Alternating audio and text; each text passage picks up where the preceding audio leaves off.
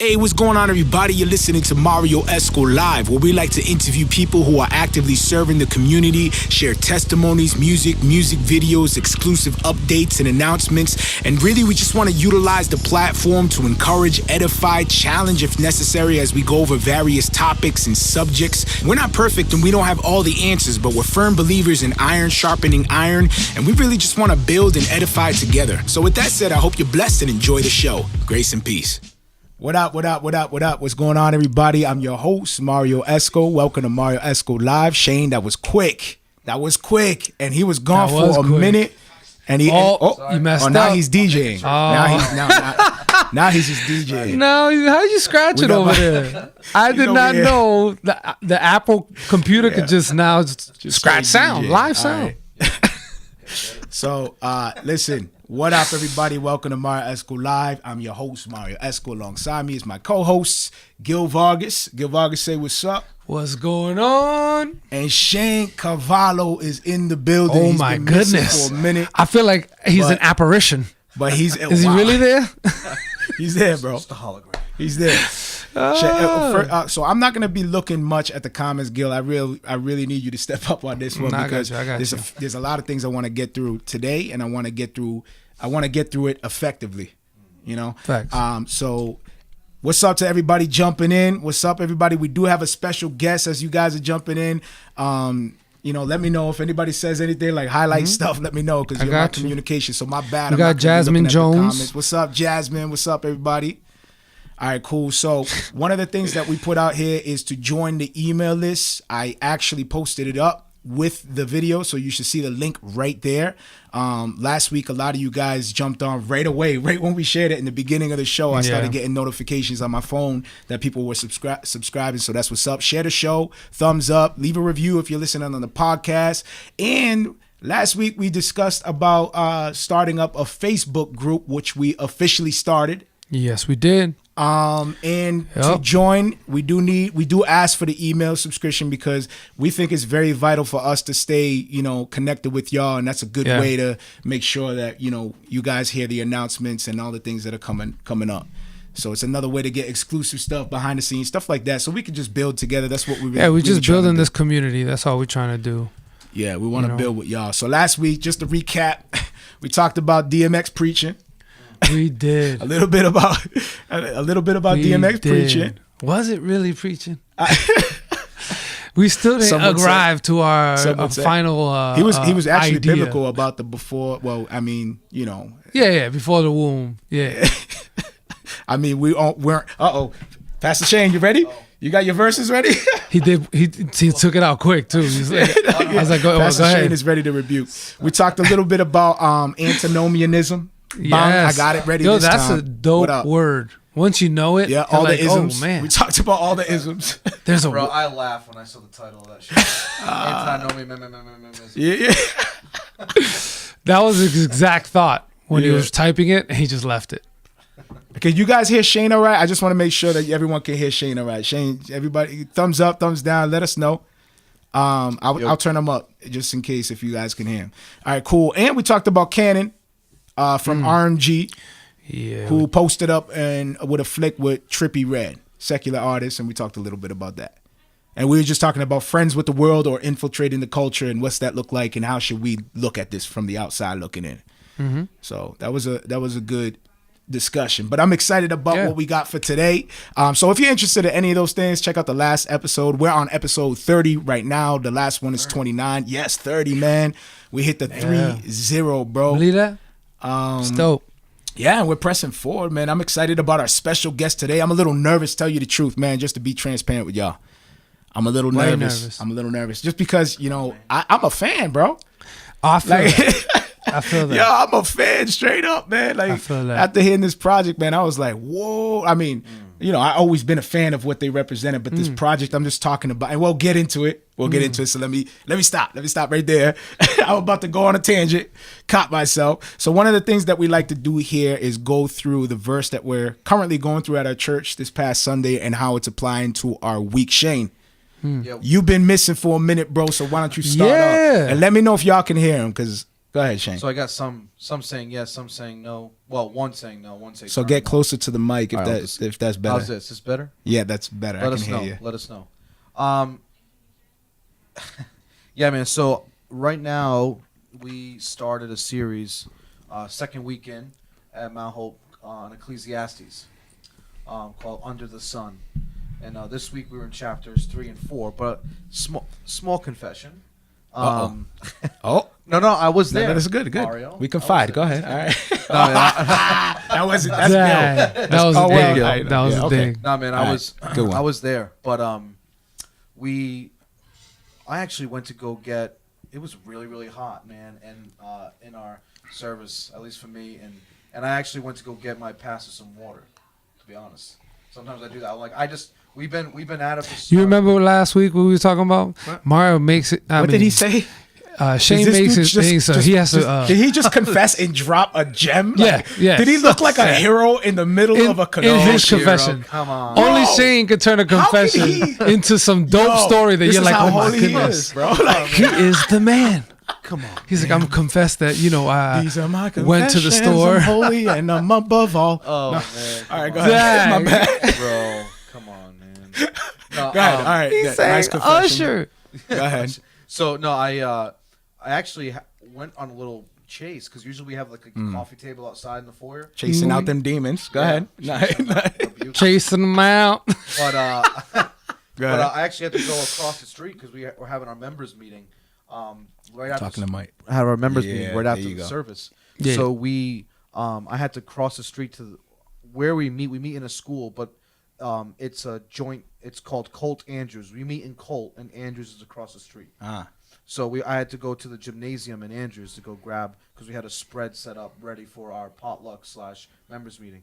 So I had to go there, get the water, and by the time I came back, it was not halfway through, but I had missed the first point. So I do have. We were in a. He has his notes. And here's the bad part, man. Like I'm in. It's like I missed Shane the is old notes. school. He takes his notes in a notebook.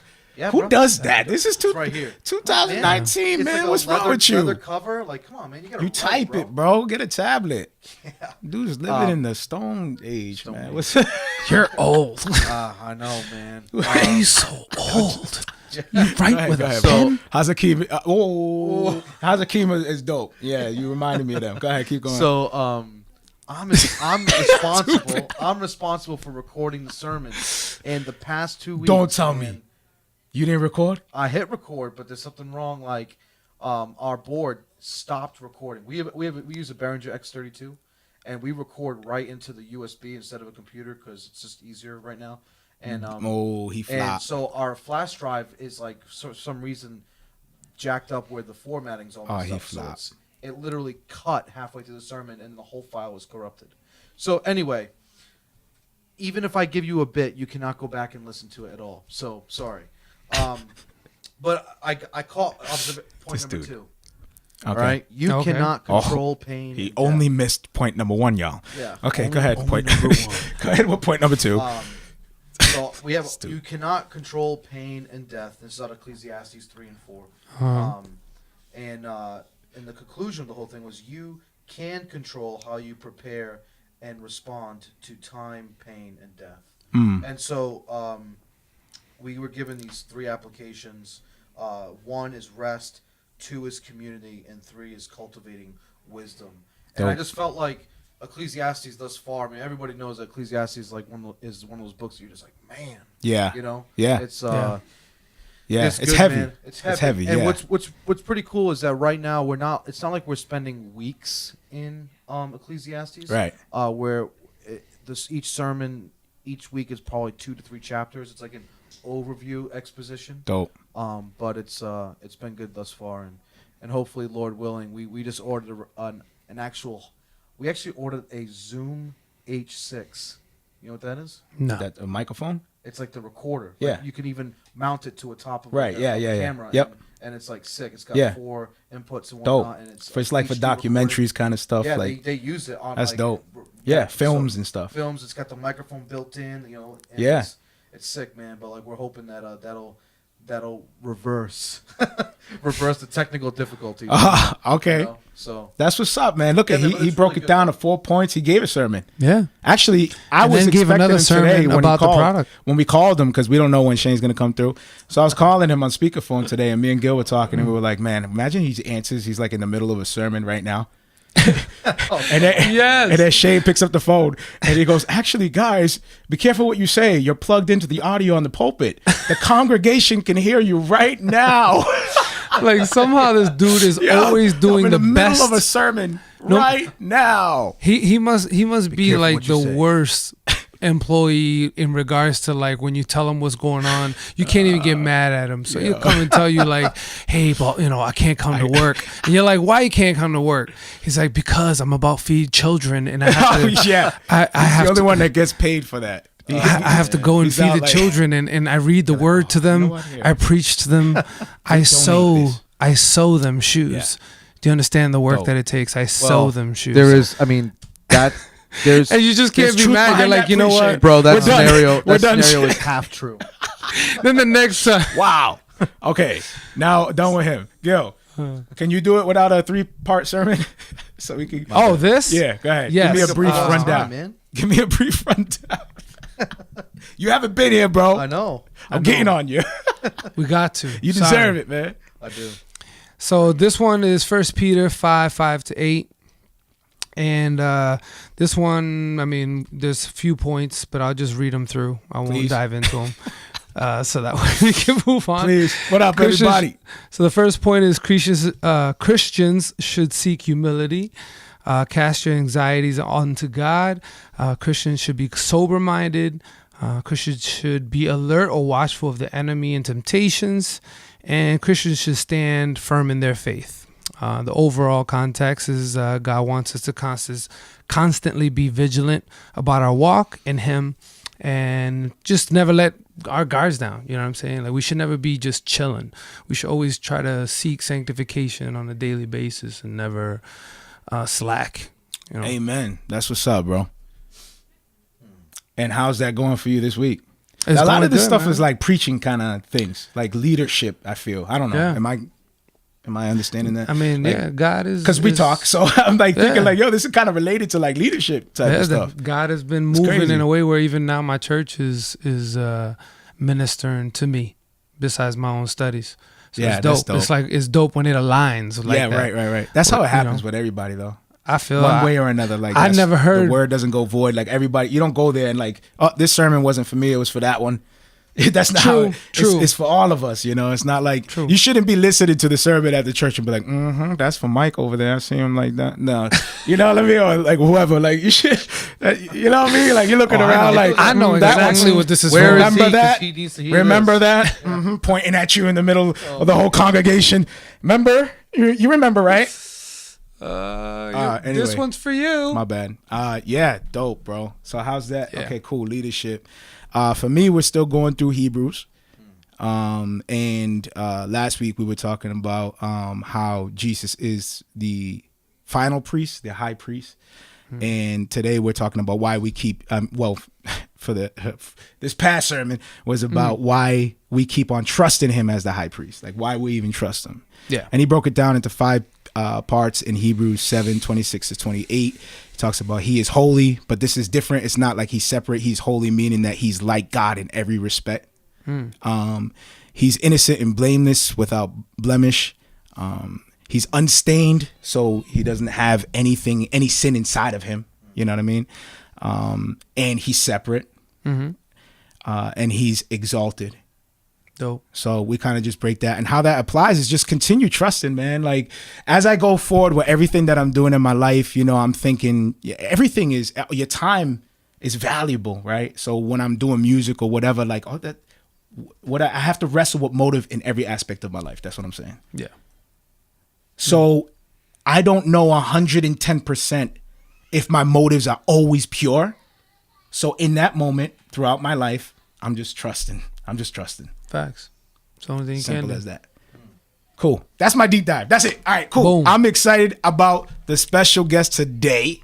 Yeah. Really excited about the special guest today. It's going to be dope. this is let me run down my notes, my proper introduction. Oh. This is a messianic Jewish hip hop group, formerly with Lamp Mode, now made new and bound to wrath and grace. I feel like I want to get my sleeping bag. My bad. Shady's like, this is gonna be the illest movie I ever seen. Got to rule out. Biblically sound. Sound effects. Biblically sound. I feel like there should be like a thunderstorm. Providers of good music. Proponents of originality. MC. Okay, I'm sorry. I got to confess. I got this right off their Twitter, that part. Journalism at its finest. You know what I'm saying? But I thought this was all original. Yo, ladies and gentlemen, wow, this is none impressive. other than Hazakim themselves. Brothers, what's up, man? What's up, Mario? Did you guys hear all that madness and really stick around? I thought I was gonna turn this on and like hear nobody. And like, yeah, that makes sense. Yeah, that technology don't even exist, but That somehow makes sense. I expected that. Let me put them on. Let me put the picture on. Oh, they hung up. Hazakim is. I know you guys can't see my brothers, but I got your picture up, and Shane's head is like peeping right above your picture. It's almost like he's hopping over a fence. He looks like the wise man from Tim the Toolman Taylor, the guy that's always behind the fence, always peeping over. Oh yeah. Like always giving these Hey, gems. what was that guy's name? Shoot, I don't remember his name either. Yo, man, funny. But my brothers, man, welcome. What's going on, guys? How you guys doing? For real, welcome. Brothers, we are blessed. Good. Bless, Go man. ahead, Tom. You guys just dropped an album that I would consider to be seriously like an instant classic called Origins with Wrath and Grace. Facts. That's right, right? That's Yeah. right. Yeah. And yo, dude, phenomenal, man. Yeah. The project is like, Thank you. and I have a list that I go through, and I want to break that down with you guys. And I kind of like with the show, what I do is I talk a lot about creativity, and then of course, you know, I go over some theology stuff that we go over at our church and stuff like that. But I'm not like a deacon or a teacher like within my church, my local church. So for me, like, I don't mess around with that calling in any kind of way. So I try to just be faithful for, you know, where I'm at. You know what I mean? And for me, it's like creativity. And if I can correct or whatever, or intervene theologically, you know what I mean, then I'll do that. But for the most part, I try to stay in my lane. And that's really what I want to go through today with y'all, with your project. That cool? Absolutely. Sounds good. Yeah, absolutely. So on my checklist, I have on the top producer. And when I say producer, I don't mean beat maker. And a lot of people confuse the two. A lot of people give the producer credit to the beat maker, not realizing that the producer credit is goes to the guy who oversees the entire direction of the project. Yeah. So like a Dr. Right. Dre has actually Dr. Dre probably has 20 beat makers that work for him. Right. You know what I'm saying? And he directs the sound, he directs the arrangement, he directs the cadence. Like, if you want to strip aside these hats, I know a lot of us wear it all, you know, a lot of us wear a lot of hats, but the producer is the one that oversees everything. And the first thing that I saw on your cover on the bottom was produced by Hazakim. So how much Right. of this project did you produce? Was this the entire, you guys had your hand on the direction, every aspect of this project? Yeah, pretty much. In terms of beat makers, it was us, a brother named Devin Morrison, and a guy named who used to go by Walter Rocktight. Now he goes by Sean Rocktight Jones from Columbus, Ohio.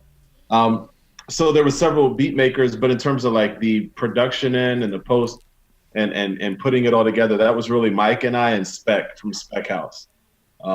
Who works with Clearsight, you know, Flame and V Rhodes. Dope. Yeah, so he helped kind of give this album along with us the sound that we were going for. We already had the beats, and he just came in and kind of, you know, helped us bring it together. So he did a really good job as well. Oh, that's fire. So you already had the beats, and what part did he do? The arrangement part of it? I mean, yeah, he added elements and really cool effects, especially some cool vocal effects. It kind of gave the album, I think, I don't know, man. It was a little nuances that really just, I think, made the album stand out a little bit. You know what I mean? I agree. But Yeah. but I think in agree. terms of overall production, overall like production and overseeing like the direction of the album, that was both Mike and myself. You know, we listened to everything together and made changes and went through multiple beats for some songs, you know, just to get it right. Right, yeah. You didn't take the easy approach where you just slap your verse over a beat and call it a day. Yeah, you could tell it was very personal, like very personalized. The way you guys chose your melodies, to your cadences, to the way you guys fit the rhymes, everything just like it was like an orchestra of words and music. It was crazy.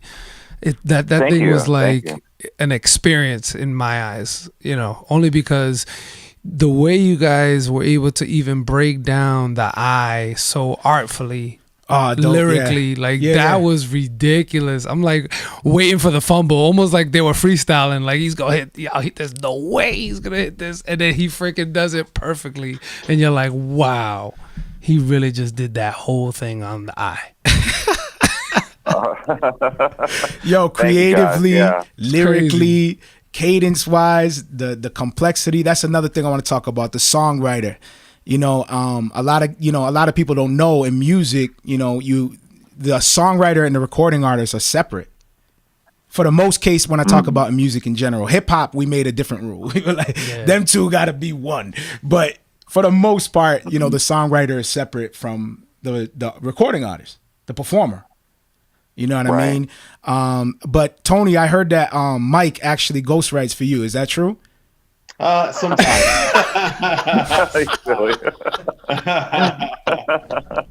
No, sometimes. Mario. Yeah, bro. This guy. You know, the direction of this album was really Mike's idea. The whole idea of origins and the whole approach to the album was really something that he kind of felt on his heart. So, bro, I don't know. Can you just share a little bit about that real quick? Like what led you to that? To this. Sure. Can you guys even hear me? I just want to make sure. Oh yeah, we hear you. Yeah, we hear you. Okay, perfect. Well, yeah, I would say this just in a nutshell, so I don't take up too much time. But with regards to this album, it was one of those things where I don't know why, but the Lord laid it on my heart to just want to tackle the issue that I feel is very strong in our nation today and in our world for that matter, with regards to God. I think a lot of times when sharing my faith with people, I run into the issue of God's existence. And just like we try to, deal with the issue of the deity of Yeshua through theophanies, this is an album I feel like will relate to just the average person on the level of just belief in God. And I thought if we try to speak about things that are just so blatant, like your eye or your ear or your brain or the rain, I mean, things that we just notice every day that we don't really stop and say, wow, man, this is really powerful. I tried, like the first song I ever wrote for this album was the song about the eye. And I remember thinking, man, this could be a dope album if we just, started kind of breaking down things, not talking about us talking about the eye, but actually talk about the eye, if that makes any sense. No, it makes total sense. That's why it's super impressive. Like the eye, the eye, or using little catchy phrases to try to bypass. My thing is, I'm the type of person that goes for the jugular. I'm going to go straight for the eye. Let's talk about the eye. Yeah, my thing is that when I talk about it, I want Cass to sit back and really listen and soak it in and think, man, how great is our God? That's ultimately it. So, well, listen, not only that, like with the direction that you guys went in and everything, but for me especially, like I don't know about everybody else, but I struggle, man, to listen through something that it doesn't vibe with me. Like I struggle. You know what I'm saying? Like if I'm listening to a song and it's way too preachy over the top, I'd rather press pause and listen to my pastor. Like I have a, website at my church. That's just me. Like that's just my, right. If I want to hear sermon, dude, there's pastors out there that can break it down and they're not limited to bars or cadence or delivery or any of that. They're just preaching. And that's what I want when I go. Right. For me, music is more so enjoyment. When I listen to music, either I'm in the gym, I'm working at the job site, you know what I mean? I'm doing like I enjoy music differently.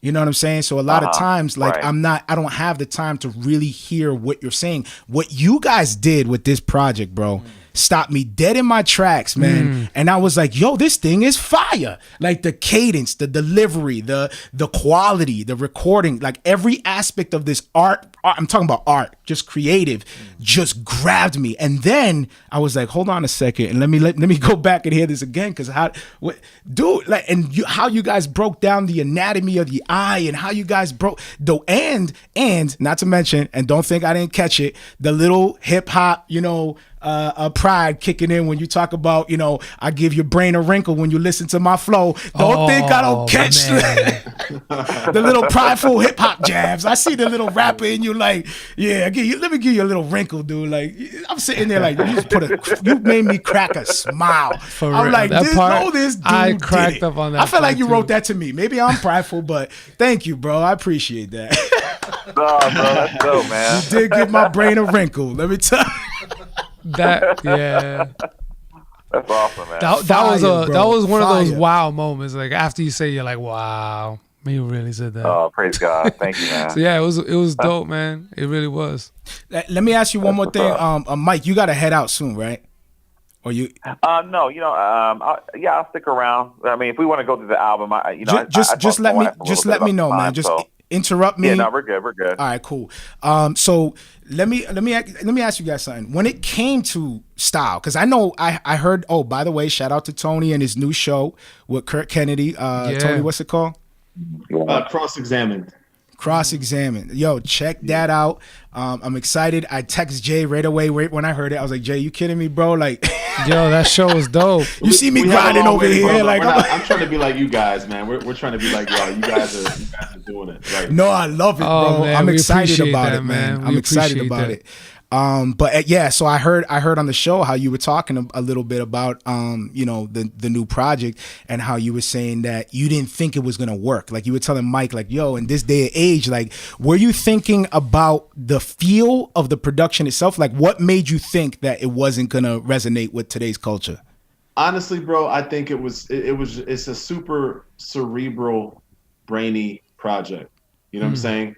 The production wasn't necessarily. I think we both kind of. I do have a tendency to dip and dab a little more in contemporary kind of sounds, but I'm not a fan of like mumble rap and trap, so I can never see myself like going headlong into that. Right. It just doesn't speak to me, And I'm a big fan of lyricism, and I don't want to patronize young people with like just sticking some theology and some stupid music.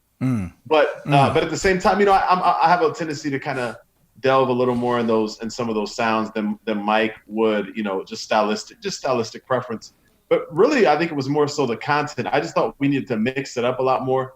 And we actually found ways to do that throughout the album. So me and Mike kind of played off of each other in a really dope way. His stuff. Oh, did we lose him? We lost him. We lost him, I think. Let me see what happened. I don't know what happened here. Let me try to start again, see if we can reconnect. Oh, that sucks. Sorry, everybody. No. Well, I'm sorry, but you know what? For now, as I try to work on getting them back in, I am going to share one of their songs off the album. If you haven't copped it, please go check it out. We are live. For real. So it is what it is. And in God's providence, maybe they gotta be out. I don't know. But let's rock with one of their songs. This is Matters of the Heart off of Origins. Fire. Hazakim. Very soon.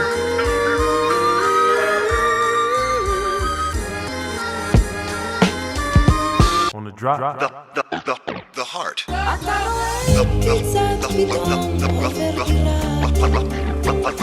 heart.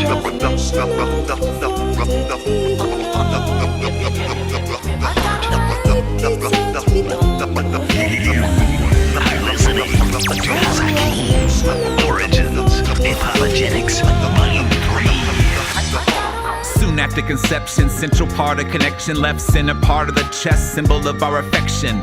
The heart is more than a hollow muscular organ. From its form to its performance, its importance is enormous. The inner ticking clock, more powerful than an engine block. With constant rhythm drops, electrically sending shocks. Pressure of a faucet with electrical impulses. Its size is rather small but has effects of a colossus. 8 to 10 ounces it weighs, 2,000 gallons a day. Carrying life fluid around an array of blood vessels, arteries, capillaries and veins. Blood in, blood out when it bangs, but not a gang. The blood coordinator divided by 4 chambers. Your brain is steady regulating what your heart rate is. It gives life when it expands and it repeats. Our creator gave it rhythm and we're dancing to its beat. When you stand and when you're sleeping it pumps. Instinctively the biological motor running the machinery. Carrying nutrients and oxygen to vital parts. Such a masterful design inside the human heart. There's 4 lanes to my heart, and you find every way to clog the pores to shine. Nobody sees a smile in the dark, that's when blood shows up darker in the heart.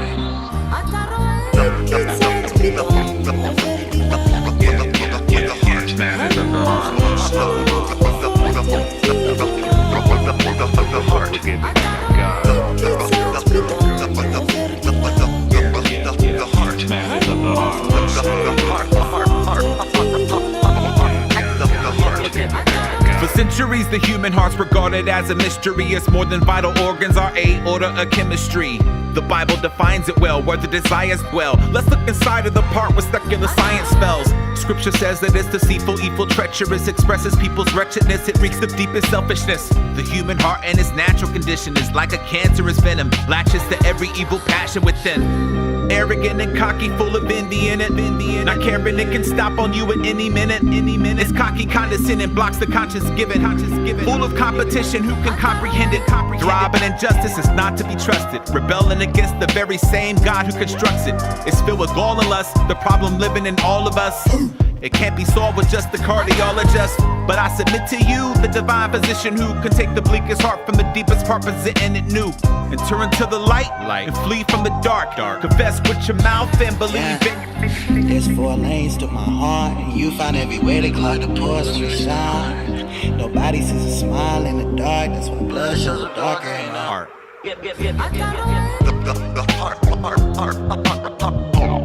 הלא עצמותו הנעלמת היא כוחו הנצחי ואלוהותו נראית בבירור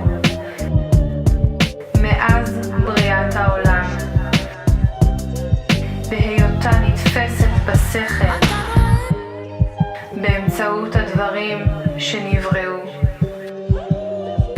לכן אין להם במה להצטדק. Yeah, that was Matters of the Heart with Hazakim. Tony, you on? Yes, sir. I'm brother, here, I don't know what happened, man. My bad. It just cut out. Like, suddenly. Mike and I both. Mike's getting back on too. He hit me up. I guess it said something like our time was up. So okay. But so is there a time limit? Is there? I guess, but we're back on now. I just started a new one, so we're good. But yeah, like in the song "Matters of the Heart" that you just played, you know how Mike used it was more like started out more scientific and ended on a spiritual note. My songs tended to be more philosophical, so the way we played off of each other, you know what I mean, was really good. It was like not just science, not just spirituality or biblical truth. It was a fusing of that along with philosophy. You feel what I'm saying? Mm-hmm. And it made it a really interesting project. So, but my concern initially was like, yo, this is going to be too cerebral. This market, you know, in a market of mumble rappers, and you know, like, how are we going to pull this off? And you know, and unfortunately, the Christian market, you know, oftentimes we just kind of follow suit. So, wasn't sure how it was going to work out, but man, the response has been mad encouraging. You know. Yes, it has. Oh, Mike's in. Yeah, Mike. Yeah, what's up, fellas? All right. Oh, they're both on? Okay. Yeah. So I just had a question. So like, obviously, as you listen to every song, you're just like, man, they must have put in a lot of time in, obviously not in just in every aspect of what goes into an album, but like, how much time did you guys spend on just researching like the intricacies of every topic? Because some of it goes like really deep. Just curious, when I was listening to that, I was like, man, my mind went to that as well. You know, and Mike, just so you know, bro, they just played Matters of the Heart. Okay, yeah. All right, cool. Yeah. I would say for me, bro, man, I'm not gonna lie. It took a couple of months on some of these songs just because of the first you got to make sure you got everything correct. You know what I mean? And the hardest part about writing this sort of stuff is that when you do, you have to like, for example, let's use the heart, for example. When you sit down and you actually start studying the heart, there's so much stuff there to read, right? You're blown away. You're thinking, first you're blown away by God's design, you know? But the main thing is you're blown away by how much is involved. And then you got to say to yourself, inside of 16 bars, I got to make this work. So then you got to kind of find a way to work all that out and then, you know, use the parts that you feel will stand out. But there's so much more involved even than beyond. Well, I mean, like the complexity of not only your rhyme schemes, but how, you know, how you put them together with cadence over the beat as well. Like all of that was to take into consideration as you're trying to create this thing. Which is crazy. And you carried it well. Like you didn't compromise style, you didn't compromise originality, and you didn't compromise the message. None of it was compromised. I appreciate that, man. And yeah, I was telling a brother the other night, vocab, that when I write rhymes, I always look at it like a cinema, like almost like I'm writing a script. Right. You know what I mean? So it's like you got to place those characters in the right places to make it sound right. And like you said, it takes time to make it sound. You know, you want it to sound the best you can, then you got to make it sound attractive to where you don't really sound like you're giving a lesson. So there's all these things involved. So I'll say for myself, anywhere between 2 to 3 months. I know that sounds crazy, but I think it's worth it because you don't want people coming back telling you, oh, that was wrong. You know, they actually, you know, a doctor telling you on that one song, you know. Yeah, right. You know, but yeah. No, and you know what? You proved the point, man. For me, you proved the point because a lot of people were saying that that it can never reach that level. Like they were kind of like saying it's never going to sound the way that you want it to sound. And I knew what I was looking for. It was hard for me to really kind of express that. I think a lot of us kind of, you know, the music is subjective, but it's also objective. And those that are involved with it can pick out real quick the objectives if you don't hit them. And then we sort of can't appreciate the subjective part of it. And I was like super analytical, but even myself, like I beat myself up like all the time to try to get better. Like I'm a firm believer of that. Like you need to have some pain and sweat in order to improve. So that's why I kind of like bully around CHH a little bit because I just want dudes to like step your game up, man. And when I seen you guys and what you did, I was like, first of all, you proved that dude wrong.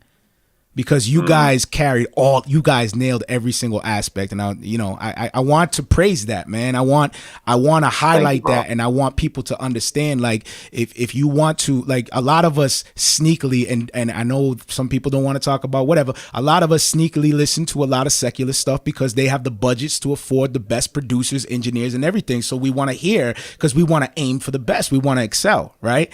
And it's difficult to find that example within our genre. I'm just being honest, you know. Like it's difficult to find. Let me be candid with you real quick. Go ahead, man. Yeah, that's fine.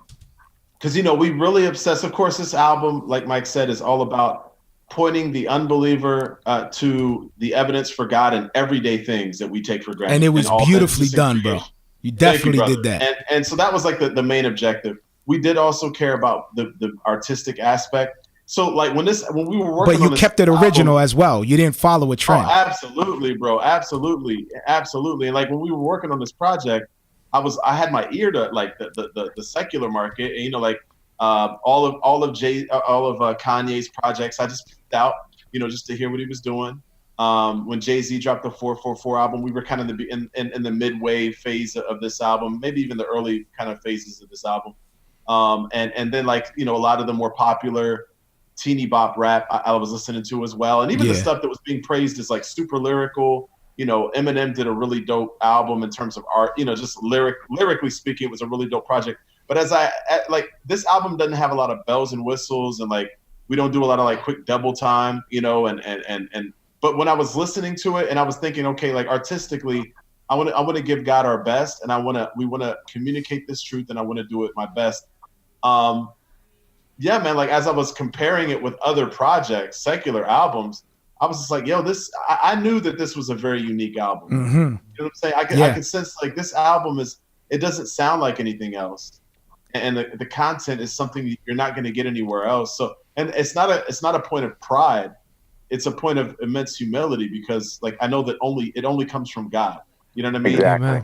Right. Glory, but I knew it was something special for His glory, and for you to say that, it just encourages us, man. Yeah, man. Praise God, man. It's definitely, I would say it's definitely an example. Like, not to, I don't want to make it unhealthy, like an unhealthy competition, but I do want it to, provoke others to see that, and try to master their craft and want to be original and not try to look like everybody else and sound like everybody else, or use the same tactics that everybody else uses to become successful. Like, you guys have always set yourself apart, but the way that you guys put this together, it's just like, I can see, the care of every aspect of the project. And I think we need more of that, man. Like, like we need more people that care more about, every aspect of the project, who desire to excel, and with maturity as well.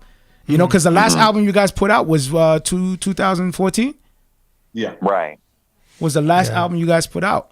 Yeah, in my opinion, a lot of music that's out there right now, there's a lot of talented artists, but it's good music. There hasn't been a lot of artists out there that have really put something out there that gave me an experience as well as giving me a good project. And this by far is, that's what it did for me, at least.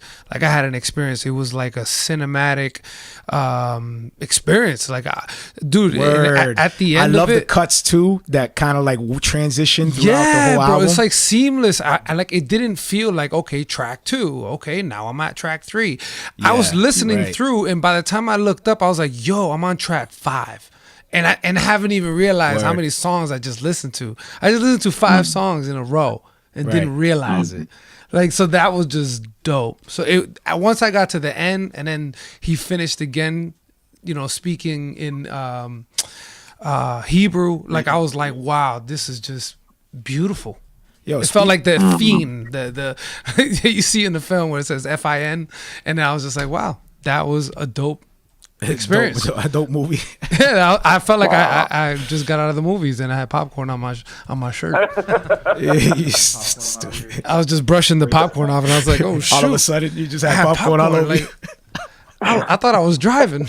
So the chick on the Matters of the Heart, was that the lady from Jerusalem? Yes. That's our sister Hannah out of Jerusalem. When we went to perform last time, she was just really a cool person that we ran into, and we've been friends ever since with her. She's been such an encouragement. She showed us around the city. When we went to Israel, both times, we didn't go as tourists. We just kind of went to hang out, and she was one of those people that just really, was just a blessing to us and really kind of showed us around. So she was really down to help us out, from the beginning. That's and we want to use her more just because she's such a good resource, even with music and stuff. She's actually a singer. So, yeah. Wow. And was that when did you guys shoot a music video out there? Yeah, we did. The first time we went, we did a music video for the song "Don't Forget the Ayin," and that was a fun experience. The Lord showed up. Actually, I want to share this real quick. While shooting that video, while shooting that video, we were at the Damascus Gate, and we were going through the marketplace, and we didn't realize this. We know it now, but there's certain parts of Jerusalem that where you're at, you got to watch it because there's people there that don't like seeing Jewish people with kippahs. I had my kippah on, and I was spitting my verse, and then all of a sudden there was these, Palestinians there that were just getting mad at me and Tony.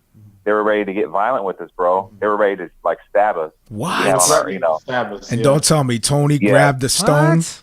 Yeah. Started bro. So I'm saying, like, even while you're watching, he put it in a sling. You video, there were some shots where we, there were some things that could have went down. That's I even crazy. told the guy that shot the video, I said it would have been dope if during the middle of the video you stopped it. This is me. See, this is the cinematic part of me again.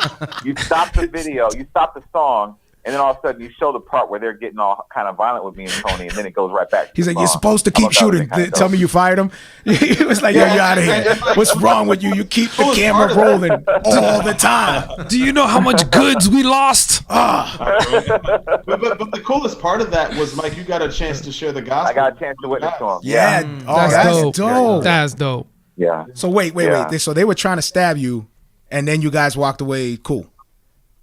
Yeah, it was almost like there was a lot of them. There was a lot of them, bro. They came out of the woodwork, And there was a few guys standing by that asked me, they were like, why are you guys here? And boom, I was like, Lord, this is opportune time to share. I said, bro, we're here to share the goodness of Yeshua. I said, he came, I went through, he died for our sins.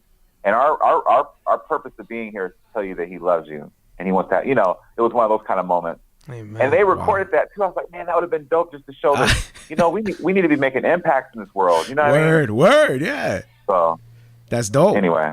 Why do I feel like bro. it was Great like job, a power man. level thing? He was looking at him and was like, man, the force is strong in that Jewish man. The force is strong. You're better man. than me because I just felt like they put their hands out and they all went blind or something. Because I thought they were going to get stabbed, and then they realized they were like, oh, I man. feel like y'all are missing out on opportunities to start a comic book or something. Like Hazakim, the two brothers taking on the world. He's a level 242. No, man, you know what, brothers? It's been, we've never enjoyed, we've never been cliquey. We've never been trendy. We're just Mike and Tony. And, we take our music very seriously. We take the gospel even more seriously. But we've never been into whether it's in any facet from the way we dress we've just never been concerned with impressing people or following. And for that, we've never been super popular. We never packed out stadiums, but man, like the things that the Lord has allowed us to do by his grace, in our little run throughout the years, man, and the ways that we've seen people impacted, Jews and non-Jews impacted for Jesus. I would never take it back and trade it for packed stadiums. You know what I'm saying? Like right. To see the Lord move in some of the powerful ways, man, that we've seen. And that was one of those experiences. In Jerusalem, we had multiple chances, man. Shared the gospel with both Palestinians and Israelis, and at times in very life-threatening situations or very tense situations, and it's just been a blessing, man. And we're hoping this album kind of gives us that, with atheists and agnostics, gives us an opportunity to confront them as well. The reality of God. That's really the whole point. Would you guys be cool if I play another track? Oh, by all means, bro. All right, so this track here is called Original. Is that the right title? Yeah. All right, cool. And I'm okay to play that, right? Yes, sir. Oh, bro. Y'all heard it. All right, here we go.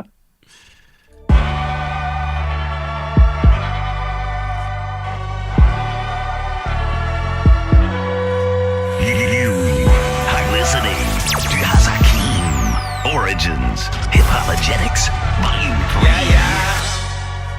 When I look at the heavens and consider his handiwork, what he's done on the planet Earth with the animals, plants, and birds, putting planets in orbit and setting stars in the courses, handling animate forces and causing the land to flourish more than I can imagine. Our mortal minds couldn't fathom. He's organizing an atom and pouring life into Adam. You look at his creation, thinking it's all of all that I see it and think amazing. Truly, my God is awesome.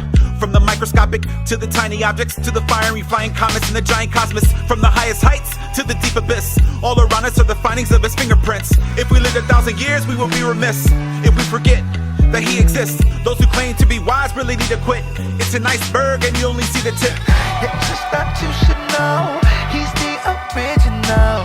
It's God and God alone. What you thought you was in control, you should know he's the original. He spoke and it was so. That didn't happen on its own. Give him honor, power. He's risen, just crown him. Just didn't happen on its own. Give him honor, power. He's risen, crown. He's the original. Yeah, he is the first cause, creator and he's the maker of verse laws. In the beginning was the word, eternally living one was heard, and his dominion was undisturbed. Spoke and he provoked matter to form, arose out of a dawn and hope out of a storm like the sun, one dressed in pure light, who taught water to be wet and fire to burn How do bright. flowers know to be pretty with fragrant aromas, or fruit to be so delicious for taste buds to notice the chemical elements that make the components, and gives men intelligence to take in the moments? He does it well. Consider intricacies inside of a living cell, grouping together forming tissues to make them gel, reproducing through nucleus forming tissues that build. Look at all the details, the size of a killer whale, design of a fish's scales, the flight of a fish's tail, the tiniest little snail that's hiding inside a shell, the lioness in the field, the dragonfly that propels, the crocodile with the scales, the oxygen I inhale, the shine of a lightning trail, reflecting solar dipolar northern lights to reveal, where scientists try to fail, the Bible describes it well. Only a brilliant mind can design with this type of skill. It's just that you should know he's the original. know it's God and God alone. What you thought you was in control, you should know He's the original. He spoke and it was so. This didn't happen on its own. Give Him honor, power. He's risen, just crown Him. This didn't happen on its own. Give Him honor, power. He's risen, crown. Yeah, He is the first cause, creator and He's the maker of verse laws. In the beginning was the Word, eternally living one was heard, and His dominion was undisturbed. Spoke and He provoked matter to form, arose out of a dawn and hope out of a storm like the sun. One dressed in pure light, who taught water to be wet, fire to burn bright. It's just that you should know He's the original. It's God and God alone. What you thought you was in control, you should know He's the original. He spoke and it was so. Just didn't happen on its own. Give Him honor, power. He's risen, just crown Him. Just didn't. People are being blessed by this album, man. Word. Absolutely. Brothers. I just cut out real quick. What's up, brothers? So talk to me about that track right there, man. Did you hear me talking all that mess, by the way? Yo. Yeah. Go ahead. Man. It's all good. Go ahead. Nah, I was just gonna say with that track in particular. Are we on live? Yeah, we live, brother. Oh, okay. I was gonna say with that song in particular, I just wanted it to be a song just kind of opening up, not necessarily going into anything specific, but kind of doing an overview of God's greatness. I always tell people, if you ever get the chance and you want to learn and study the Lord more, go to YouTube and look up a movie. It's like an hour long. It's called God of Wonders. God of Wonder. And it's really powerful. God of Wonders. On YouTube. It's put down God of Wonders documentary. And at the beginning of it, the way like these brothers are talking about God's creation, it's just so, it makes you stop, consider, and just praise God. Word. So that's the whole thing with this. Like when I went in on this song, it was almost like, let's stop and consider just the simple things. Like I said, when I went through the list of things, the size of a killer whale, you know what I mean? All those different things that I kind of, the flight of a finch's tail, things that I'm just talking about where we look at things, but look at God's creation. Look at how beautifully He has orchestrated it. So it's almost like a worship song too. You know what I mean? Yeah. It really is. You guys, it's an amazing project, man. Oh, thanks, bro. It literally is an amazing. I can't even stress it enough, dude. I'm super proud of you guys. I'm gonna be praying for you guys. I hope you guys don't stop. Honestly, dude, like mature with it, man. I'm a fan. I'm looking forward to what you got going on. I'm hoping you can hit me up for a feature. I told Gil he got to step his game up because you already got a singer that got it on lock. Man, I'm sour about that too because I was one of them singers that submitted to be on the album and I got cut. They were like, yo, man, anybody who can speak Spanish, you know what I mean? I submitted and they were like, nah, bruh, you can't speak Hebrew. No, I'm kidding. They didn't say that. Who is the singer, by the way? Let's give him some love. That's actually, that's Spec, bro. Wow, get out of here. On that track, that was Spec? Yeah, he did the falsetto joint on that joint, man. Wow. I did not know Spec can sing. Yeah, bro. That's a super talented dude right there, man. Yeah. Wow. Yeah. I'm a fan of his stuff though. I'm a fan of V Rose, especially. Like she's dope. And all his artists are dope. But the way he produces and is definitely one of those producers. Like his sound is starting to stick out. Like kind of how you feel like Timbaland beat. You're like, okay, yeah, that sounds like a Timbaland beat. And one of our concerns with working with him on this is because it was such an eclectic sound. Yeah. We had the beats and they were eclectic. The fear was, and it did take some adjustment, and of course everything doesn't necessarily work, but he did a really good job, man, of kind of flexing to an eclectic sound, a less commercial sound. Man, and it worked out really good, man. I'm realizing in retrospect, bro, that God's hand was just in this project, Definitely. For his glory. Yeah. For sure. Yeah, definitely, man. Again, bro, I'm super excited about what you guys got going on. So you said that this is going to be an unorthodox rollout. So it's not just the album. You guys have plans that go along with the album. That's correct. Do you guys want to touch up on that? Well, or is that like we can't. certain things getting cut? That's the part. You know, I'm gonna say this real quick. In the age of music, the way kind of it is, the way it doesn't have much value. You got to almost be strategic now. Back in the day, you put out an album, you know, you're good. Nowadays, you put out an album, that's not even the beginning of it. You got to actually figure out and see. Since this is more or less an album that has a special message behind it. There's a whole lot more that's going to roll out as time goes on with this album from other ministries that are partnering with us and that sort of thing. So we're kind of excited to see even where it goes along the lines of videos, along the lines of more things that you've already kind of seen, more curriculum. So there's a lot of stuff that's going to go out with this, where we want people to really get excited about our Creator, and we want believers to learn how to defend their faith. It goes back to that. You know, we want believers to know the God that they serve, and to, especially in these times with everything going on with abortion, we want believers to know, like the shirt says. It's funny. It says "made in His image." Right. You know what I'm saying? Yeah. And that's the word right now, man. That's the word on the street. Made in His image. We are made in His image. How is it that babies are so special in the mother's womb? They're made in His image. They're made in God's image. So I'm saying like that. So this campaign, you know, we're really wanting to get it out, and it's going to take, you know, some time for things to unfold. But we can't put it out yet. It's going to be a surprise, little by little. So where are the announcements going to be made so people can be on the lookout for that?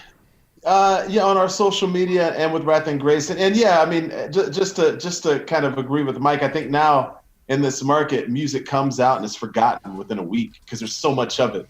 There's an oversaturation, and most, you know, and unfortunately, a lot of the reason it's forgotten is because music and rap especially has become extremely generic. It's sonically and content-wise generic. So when you know, knowing that we have something unique and special, man, there's some partnerships we got popping off and some things we're going to be doing that we will be announcing at Twitter, on Twitter, Hazakim, Hazakim, Hazakim Music at Facebook, Hazakim on Instagram, also Wrath and Grace if you follow Wrath and Grace, and all the various outlets through Wrath and Grace and the various, you know, podcasts. We're going to be letting y'all know soon, man. Matter of fact, after this call, we have an important phone call related to one of these partnerships. But we are working on a curriculum. We're working on some really special events in very strategic locations to continue this experience, not just records or concerts or right beyond that. Yeah, I could definitely see the whole curriculum aspect of it for sure, because there was moments where after I was done listening to the album, I found myself with a note and pad thinking that you were gonna come to my house and quiz me. So I'm like, I should probably write some of this stuff down. Okay, ocular. Okay, the heart. There's some valves. Okay, I got some valves. I heard a valve in there somewhere.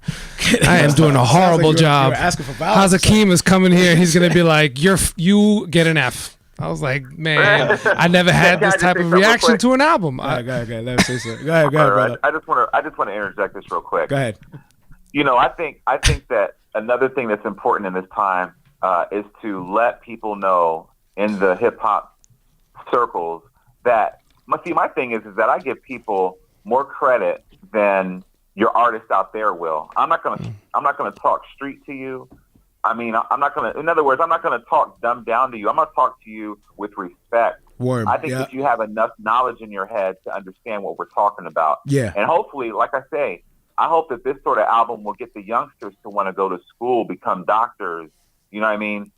Take on other things that will help them to better themselves. So, and see, there's so many things behind this album that I think that kind of launched me personally to want to go full force with it. And Tony was right. Like the dumbed down era was a concern, but my thing is, man, let's lift people up. Let's lift them up out of this dumbed down well, the thing is that you guys didn't inside of you. There's someone that can help somebody who you know with a psychiatric issue. Right. There's someone there that can become a brain surgeon or a heart surgeon. I had open heart surgery a couple years ago, and I praise the Lord for that guy that did the surgery. I'm still here because of that. So you know, that's dope, man. That's dope. And you guys, again, like going back to what I was saying, you guys didn't just follow any kind of trendy sound. You guys stayed true without compromising anything, without compromise in style, your message, everything. And I think you know, it goes back to you don't have to do this. Like, you don't have to put out another project. Like, you could have just said, forget it and let it be. But you guys, but I'm thankful that, you know, you guys were faithful to that call, and you guys put out this project, because I think it's more than just what it represents, man. I think you guys nailed so many things, man. So many things with this one project that I'm looking at, and I'm really shocked, and I'm excited about what's gonna come in the future, man. So we're watching, man. You got fans over here praying for you, brother. Yeah, I think this album is our militant pushback against naturalism. It's our militant pushback against you know, the secularization of society, and you know what I mean, like just this idea of naturalism, that there's nothing more, that we're the byproducts of random chance. We're pushing back against that. And we're also pushing back against militant pushback against I heard you say this. I heard you say this before, but go ahead. This sort of musical uniformity. Facts. Facts. Where like it's stagnant, it's stale. Yeah, everybody sounds the same. Facts. And you know, it's interesting. Like among the younger artists, there is a new burgeoning movement of other artists who are like sick of just copying. Right. But unfortunately, a lot of the stuff that still gets to play, and I think a lot of it's intentional, because people at the top don't have the best interest of the people at heart. Facts. You know, there's too much of this drony, repetitive, you know, cookie cutter stuff, man. And again, and this isn't an arrogant statement, but you could put a unique project, even if it doesn't go platinum, against a platinum album, and in terms of the test of time, nobody's gonna remember half of this garbage, man. Like, it's hot now, but in 10 years, nobody will be talking about it. But that classic record, that classic album that had a unique sound and really contributed something to the conversation, that I'd much rather produce an album like that than something that's just hot, pop, fizz. You know what I mean? And it's gone. So that, you know, this album is sort of our protest against the lie of Darwinism, and also our protest against the lie that you have to be a musical clone. Facts. And you guys, I believe you guys did that and more, which is why we're excited about having you guys on. We're super thankful that you guys were willing to come through. Mike, this is our first time talking to each other, man. I'm thankful for you being willing and accessible, man, because a lot of these dudes, I mean, it's in God's providence, man, to keep you guys, you know, grounded and humble. A lot of these dudes are unreachable. Like, you can't, the whole, have you talked to them one-on-one? I mean, that's like impossible. Like, you gotta go through somebody's publicist to talk. And we just appreciate you bringing us on. And I just want to say real quick, if you guys could just get the word out in your circles about the album, you know, just let people know about it. Absolutely. That's all we ask, man. Absolutely. Oh yeah, bro. Trust me, I already got yelled at for some of my posts about your album. Facts. Now we really want to see the genre moving forward, man, and we feel like you guys definitely have been contributing and are still contributing even now, and we're excited about it, brother. So I appreciate you guys for joining us. Tony, hit me up afterwards when you have time, and we'll talk about the other thing. And I love you guys. Yeah, we love you guys, bro. You guys put a new love in my heart, because honestly, I before this album, I never actually got to hear music. Like, for some reason, there was always something that I never got to listen to it. But this Origins one got me to be a huge fan of you guys now. So I appreciate your music. Now I get to go back and check out you guys' past stuff. Yeah. So I get to enjoy the whole catalog. So Gil thank is you for just that. becoming a hip hop head, so yeah. This show is infecting me. I never used to pay attention to lyrics. No, we are humbled and encouraged by that. All right, my brothers. You guys take care. Any last words? Are you guys all set? Yes. One thing I want to say to any other artists out there that can hear me, man, stay true to your craft. Become who you are and who God's made you to be. Made in His image. We are God has made you just like the fingerprints on your hand. You are a very unique individual. So I'll leave it at that. Yeah, and my last word, man, would just agree with what Mike said, and also encourage believers out there in these very times of temptation, times of distraction, to cling to the Lord with all your might. If you're going through anything, you're feeling discouraged in your faith, this album also is an encouragement. That we wanted to encourage people that this wonderful God who crafted the universe knows the number of hairs on your head, and He has you. in his hand, and he's trustworthy. If he's smart enough, wise enough, and more powerful enough to create all things, he's surely powerful enough to keep you. So just don't take your eyes off of him. Cling to him no matter what, and may the Lord bless and keep everybody out there, man. Word, bro. Well said, brothers. Well said. I'll be keeping up to date with you guys, man. I love you guys. Thank you guys for coming on. Love you too, bro. Thanks for All right, having guys. us on. Take care. All right, peace. Dope. That was crazy. Tony and Mike, Hazakim. You back on? You talking? Check. Yeah, you good. All right, cool. Just make sure. I might have to turn that up. But yeah, man, Yep. that was Tony and Mike. I wasn't expecting Mike to come on, to be honest with you. I was only talking with Tony, and last minute he was like, yo, Mike wants to jump on. So I'm like, that's what's up. So I had to really quickly change the artwork.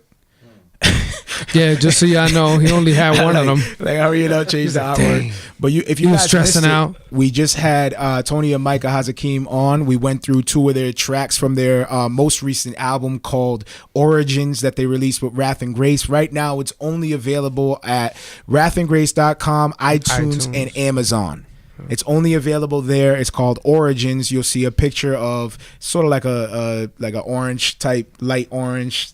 Yeah, it Tank has a kinda- fingerprint. It's a fingerprint with like creation in the back. You'll see like nature in the back. It's really dope, man. Really, really It's dope worth project. the $10. Yeah, Trust me. For real. Trust me. It's worth to buy a few and give them to people. For real. Yo, yeah. No, you're not lying. You can gift albums through iTunes to others. Oh, word? Oh, there you You go. can get like their Oh, there email. you look at Shane. Look at that. Yeah.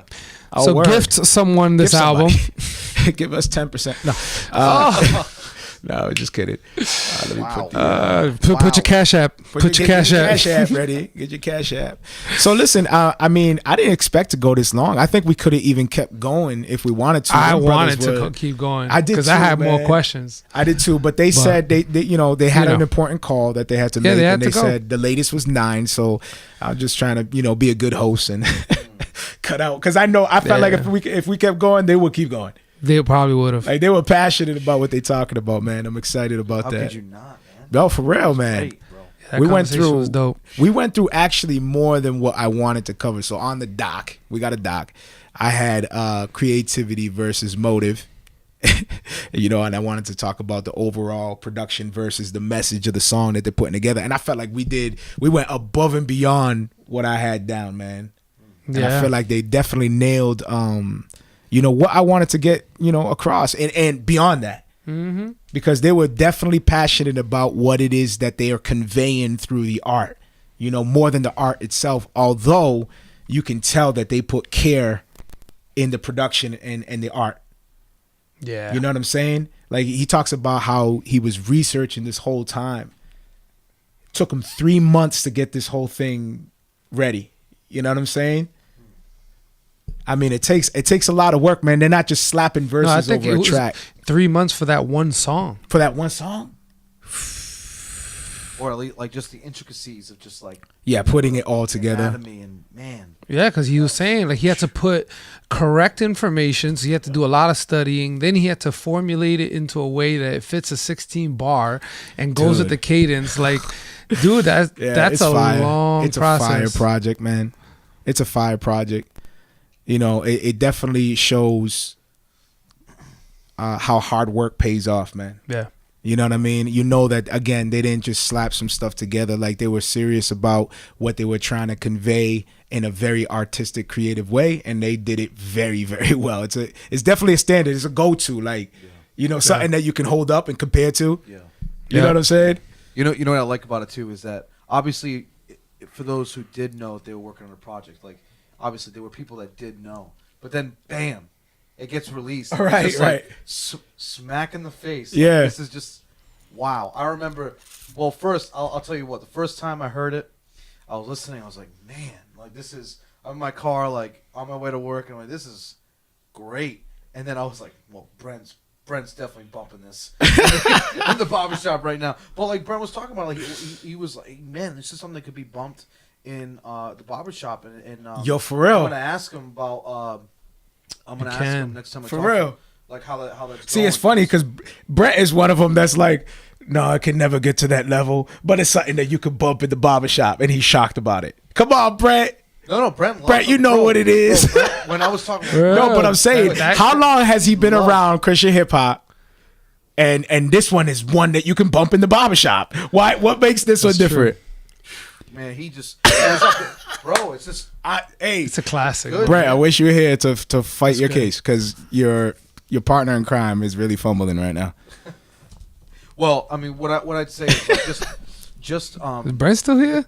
No, I don't think he's in there, but you know he's gonna hear it. Yeah, but just the content, man, and like you guys were saying, like the flow and the cadence and just the originality. Man, like how many other artists have released stuff where it was just kind of okay? You felt like it comes and goes. You know, like you watch a certain TV shows, like that was a filler episode. You know? That was a filler album that's because so true. people need to hear from me so I can stay relevant. Fact. But like, yeah, but this was just well done, man. That's what I said. There's a difference between good music and then good music with an experience. Right. Because I wasn't just a good album. Dude, it was like a whole ride. Not even just that, just the appreciation of the maturing artist, bro. Yeah. Like they stepped their game up. Big time, yeah. They didn't go dope. stagnant. They didn't stay still. They stepped their game up and they stuck to their guns, which is very difficult and risky to do in this culture, which Tony picked up on. Mm-hmm. Tony was hesitant. Tony was like, yo, man, I don't know how it's gonna be with this kind of climate in this culture right now. People want that, that bubblegum stuff, that trendy stuff, the coming and going stuff. I always mess with Brent. Every time Brent, he talks about news or updates, I'm like, bro, that was so yesterday, man. Like, yo, stay with the times, bro. Bro. That was more than 24 hours ago. What's wrong with you, man? Like, they even went and they contacted, I forgot his name, but it's that the guy who does speak Hebrew on the album. But he's famous, Hebrew singer, like dope. He sings in different languages. Yeah, and like I just when the album first opens up and for real, you just like, for real, you get transported into a friggin' world, bro. It's like you hear in like Disney, and like in Universal, you're like, bro, this is gonna going get up the yeah. It's like getting you ready, and then bam, you're going up and then the first song comes on, and then the voice too. Oh yeah, with the orchestration in the background. I was like, I love when they did like when they did that little Outcast thing in the intro. I like the robot voice that's like O-R-I. Oh yeah, that was dope too. That was dope too. Yeah, I was like, what whole the project. heck? Yo, like, the whole entire dope. thing, bro. It's crazy. Like, yo, anyway, I'm gassing it. Yeah, I'm gassing it. You know why? Because it's dope. Because I'm proud, man. It's dope. Because I'm proud. Because I've been waiting for something like that. Dude, how many times do I say I'm waiting? I've been waiting for this moment. Like, I know it's not look, hold on. I know it's not important. Like, I know it's not that serious. You know what I mean? Like, we're talking about, when we talk about the things of God, like, those are very serious matters. You know what I'm saying? But I know Christian hip hop, like a lot of people like, yeah, whatever. But this just being faithful in the space that God has placed us. And not Shane. Shane is like, I'm just here to watch y'all. Brent said you guys wow. Brent said you guys need some help and guidance and accountability. I deserve it. I deserve it. Shane is only here for accountability. So he's when we the go theological muscle. Blame it on Shane. He's a theological muscle. Look at him. Secretly, he's the producer of the show. That's why we put him behind the fence to check in on us every now and then. He's like, we put the Apple fence. I don't know if you guys knew that Apple make fences. Well, Tim, you gotta. Yeah, well, Tim. All right, Shane. Transition to next topic. Yeah, we're gonna. I feel like, man, we can go on forever with we can go on for anything. But 3 episodes. This one little thing, I feel like it's kind of whack to transition into this, but you know what? I feel like it's relevant, so we're gonna transition into this. Right. The truth. All right. I don't know if y'all seen this. He put it on Twitter. He put it on Facebook. The Truth comes out with a post and says, if you are a Christian producer, why would you want to give your music to a mainstream artist who is going to create a song that works against the kingdom of God? Isn't that counterproductive? I'm opened. I don't know. I think he meant to write. I'm just trying to. I'm trying to read context, bro. Like, I'm open. Let's talk. He's opened. So let's talk. So let's talk, man. What do you guys think about what the truth I is think saying that here? there needs to be more clarification. There's too many variables to this question.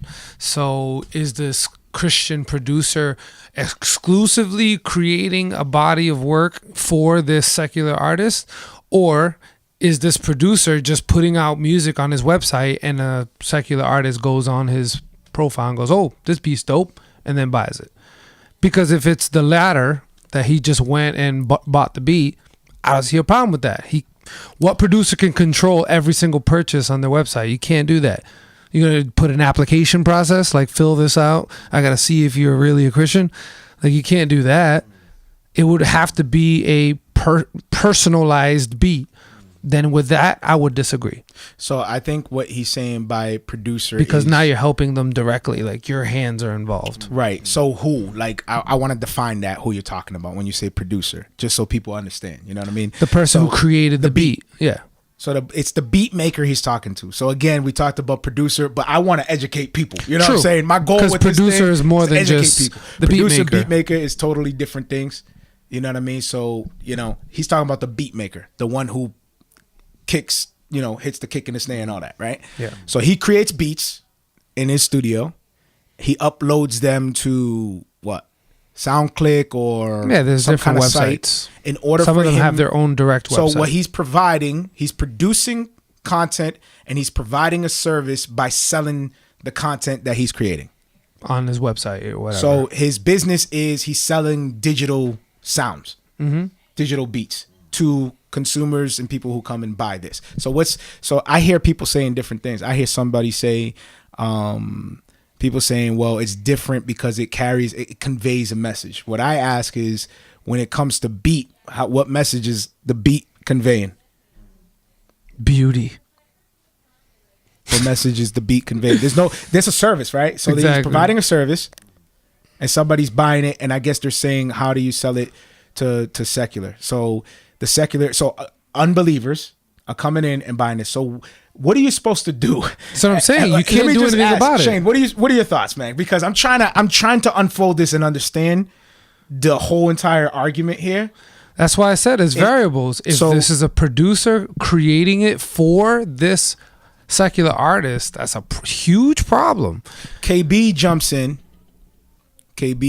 from Reach, and he compares it to Instagram. He starts talking about Instagram.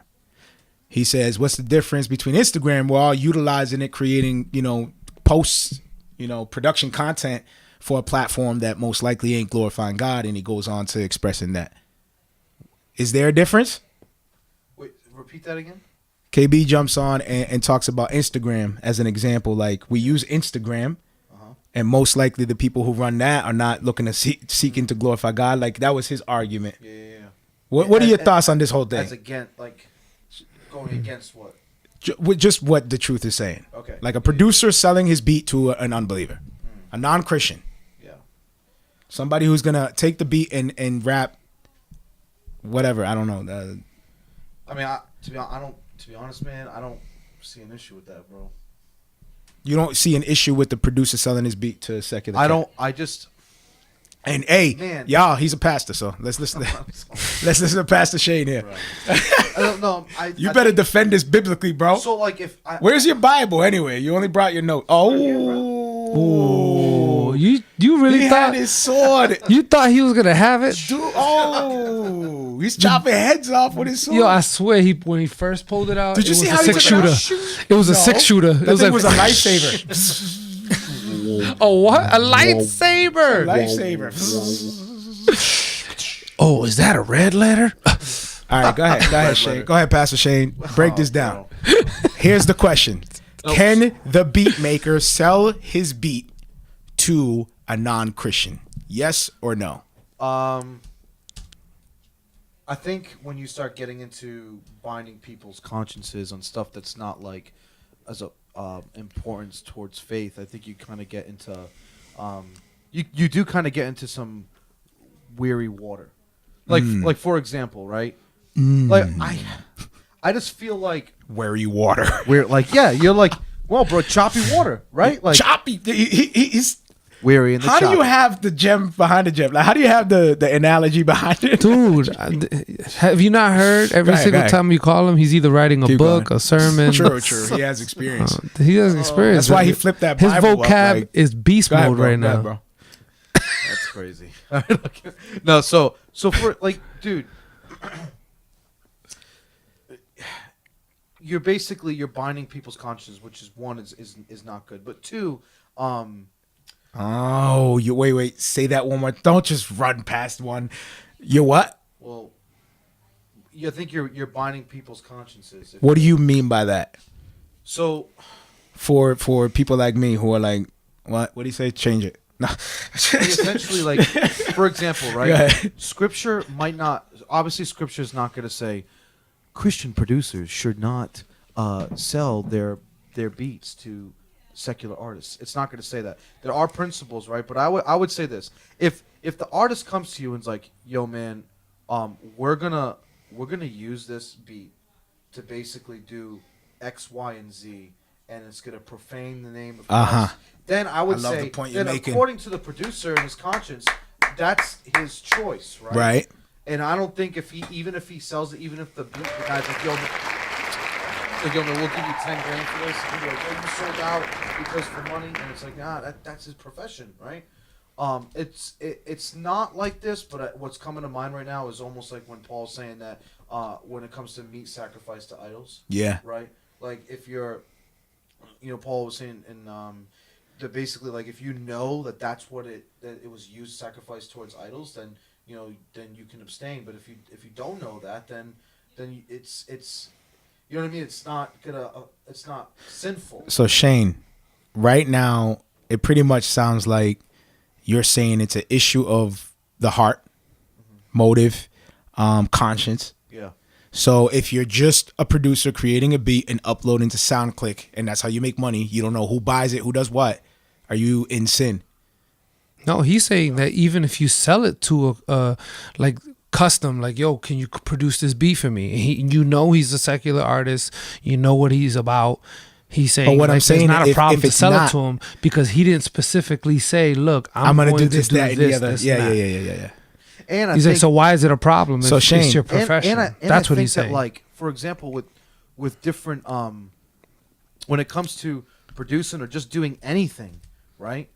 You as a believer should, as it says in Scripture, do all things to the glory of God, which means you do it well. Yeah. Which means that if you're doing it well enough, that an industry that does not normally look at the industry you're in is like, man, Where this you guy going? can really do some good work. We're gonna buy some of his stuff. Then like, yeah, I mean, you're getting recognition not because you're selling out, but because the You're work that good you're at what doing you do. unto God is phenomenal. Well, a lot of these people. Wow, that's such a dope perspective, Shane. It is. Yo, I'm being dead You're serious. providing a like I'm not service. playing around. Yeah, no, like that is a dope. dope Let me- it is perspective dope. because you're touching up on an angle that I don't think a lot of A people lot are of people seeing. don't see in that angle, and you just They're only showed that this seeing thing the is 3D relationship and between not an 2D. unbeliever, That's a fire. believer, and unbeliever. And they're like, Yeah. you're mixing the waters. Yeah, everyone Instead yeah, of it's like- you saying yeah. he's just doing a dope job. Let me text wifey. I need another For coffee. example, is like everyone always thinks like, oh, okay, Wow. because you're doing that with the secular realm. That That's means that fire, you're- right? You're selling out and you're mixing with Satan. It's like, no, bro, joke's on them, man. Because when you create beautiful art, because you first of all, you can't even have a standard of beauty without God, right? So when you have when you produce beautiful art, Yeah. the joke's on them, or the jokes, I guess, would say is on the enemy, is on Satan, because really you're taking that beat and by the beat, the art that was enjoyed, the art that was created,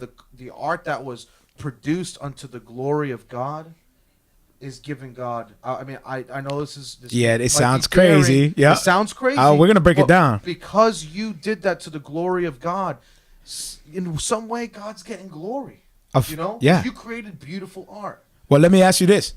Right now, what you're saying is pretty much promoting the young producer to just continue producing, even if secular come in. So let me ask you something: is this a violation? Like, if this is something that could be sinful, which you're saying it's not. Well, I would say that just like all things, there could be a line where it does become. You know, I have my thought. I'm just I'm just trying to unfold this for you to defend it, so the listener who has a different kind of perspective can flesh this out. You know what I mean? Like there you go. Wow. Just rest it on. You know, you could take it off the thing and just hold it in just your hold hand. it, bro. You can do that. But you're looking crazy.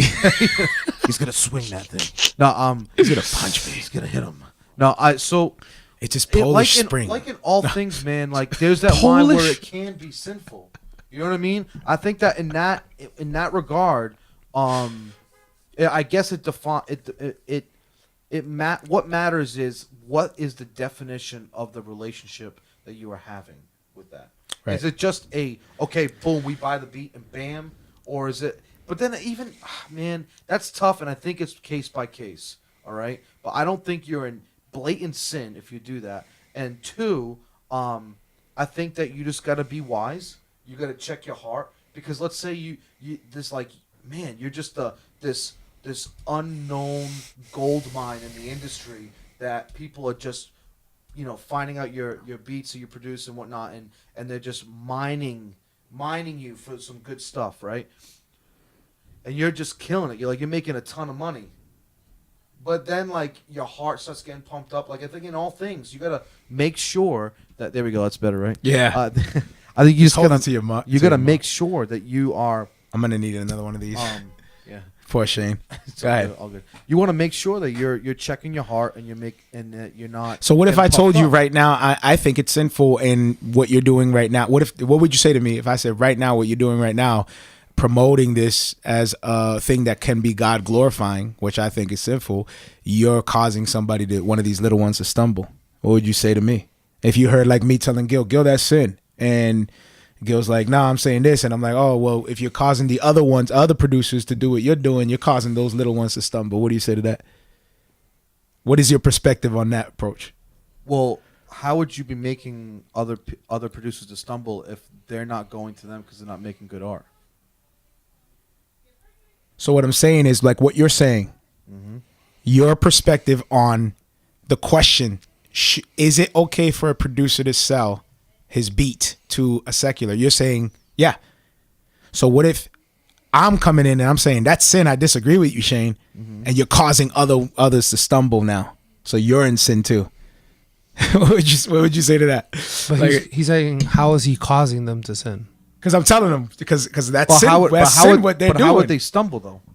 Because they're already like, I don't think what you should be selling beats to unbelievers. Which would mean that if they're stumbling, it means that they're now selling beats to non-believers. But if the secular industry is not going to them because their beats are whack, then how are they stumbling? So what would you say to the person who's running around saying, yo, you're causing them to stumble? How do you correct that? What would you say to that person if he was right here, right in front of you? Bro, I don't. But like, yo, brother, first of all, man, I think you'll correct him on the same. Look, it comes to this. This is what I'm looking for. Questions. I just try to see how Shane would deal with this. But this is what I'm looking for. So, a lot of questions. Here's the first part. My pastor always helped me out with this when it comes to sin, like defining sin in the gray areas. Yeah. He was always like, does it say in the Bible, thou shalt not do this thing? So one of them is cigarettes, right? And people always go, but your body's a living temple made to worship. Everyone goes to that, tattoos and cigarettes, right? Oh, but your body's a living thing, right? They go right to that. How dare you? But you smash McDonald's 3 times a day. But you Facts. Sorry, bro. You heard it from the pastor's mouth himself on his pulpit. Yeah, this pulpit. Yeah, on McDonald's. Yo, but that's what I'm saying. Like when it comes down to defining sin, is it explicitly said in the Word of God? Boom, right there. Does it say you can't? Thou shalt not pick up a cigarette, light it, smoke it. You're polluting your body. Like, is that a scripture thing? Is that a biblical thing? I'm not promoting cigarette smoking, please. No, it's harmful. I'm against it. I'm talking biblical sin. I'm talking sin. So please, when you hear this, I got to be careful now, right? People are going to take I'm these not sound promoting clips. that. Everyone's going to be like, yo, I don't want my kids listening to this podcast. I thought they were. Isn't that dude from Wrath and Grace? Mario's calling to me to stop. Didn't they just interview Hazakim? He's clearly going to hell. He's promoting cigarettes. What's good with this guy? No, I'm not promoting like unhealthy lifestyle. You know what I mean? No. But what I'm talking about is matters of sin. Is it sin? No. That's what I'm talking. Exactly. Okay, so why would you make it? Why would you like redefine what it is and then make it sin? Like, why would you add that and twist it and boom? Like, what do you? Let me spin it this way, right? So, I mean, everybody. Well, maybe not everybody, but many people know who George Whitfield is, right? Mm-hmm. So he was that well-known. I know there was some blind spots and whatnot in him, but he was the well-known evangelist. That was basically him and Jonathan Edwards that helped with the Great Awakening in this area, right? And so gems. Here we go for the gems. Massive, Get your bags ready. Here come the massive gems. evangelist that would ride on his horse and just evangelize to like thousands of people at once. People would travel days just to hear him preach the gospel in a field.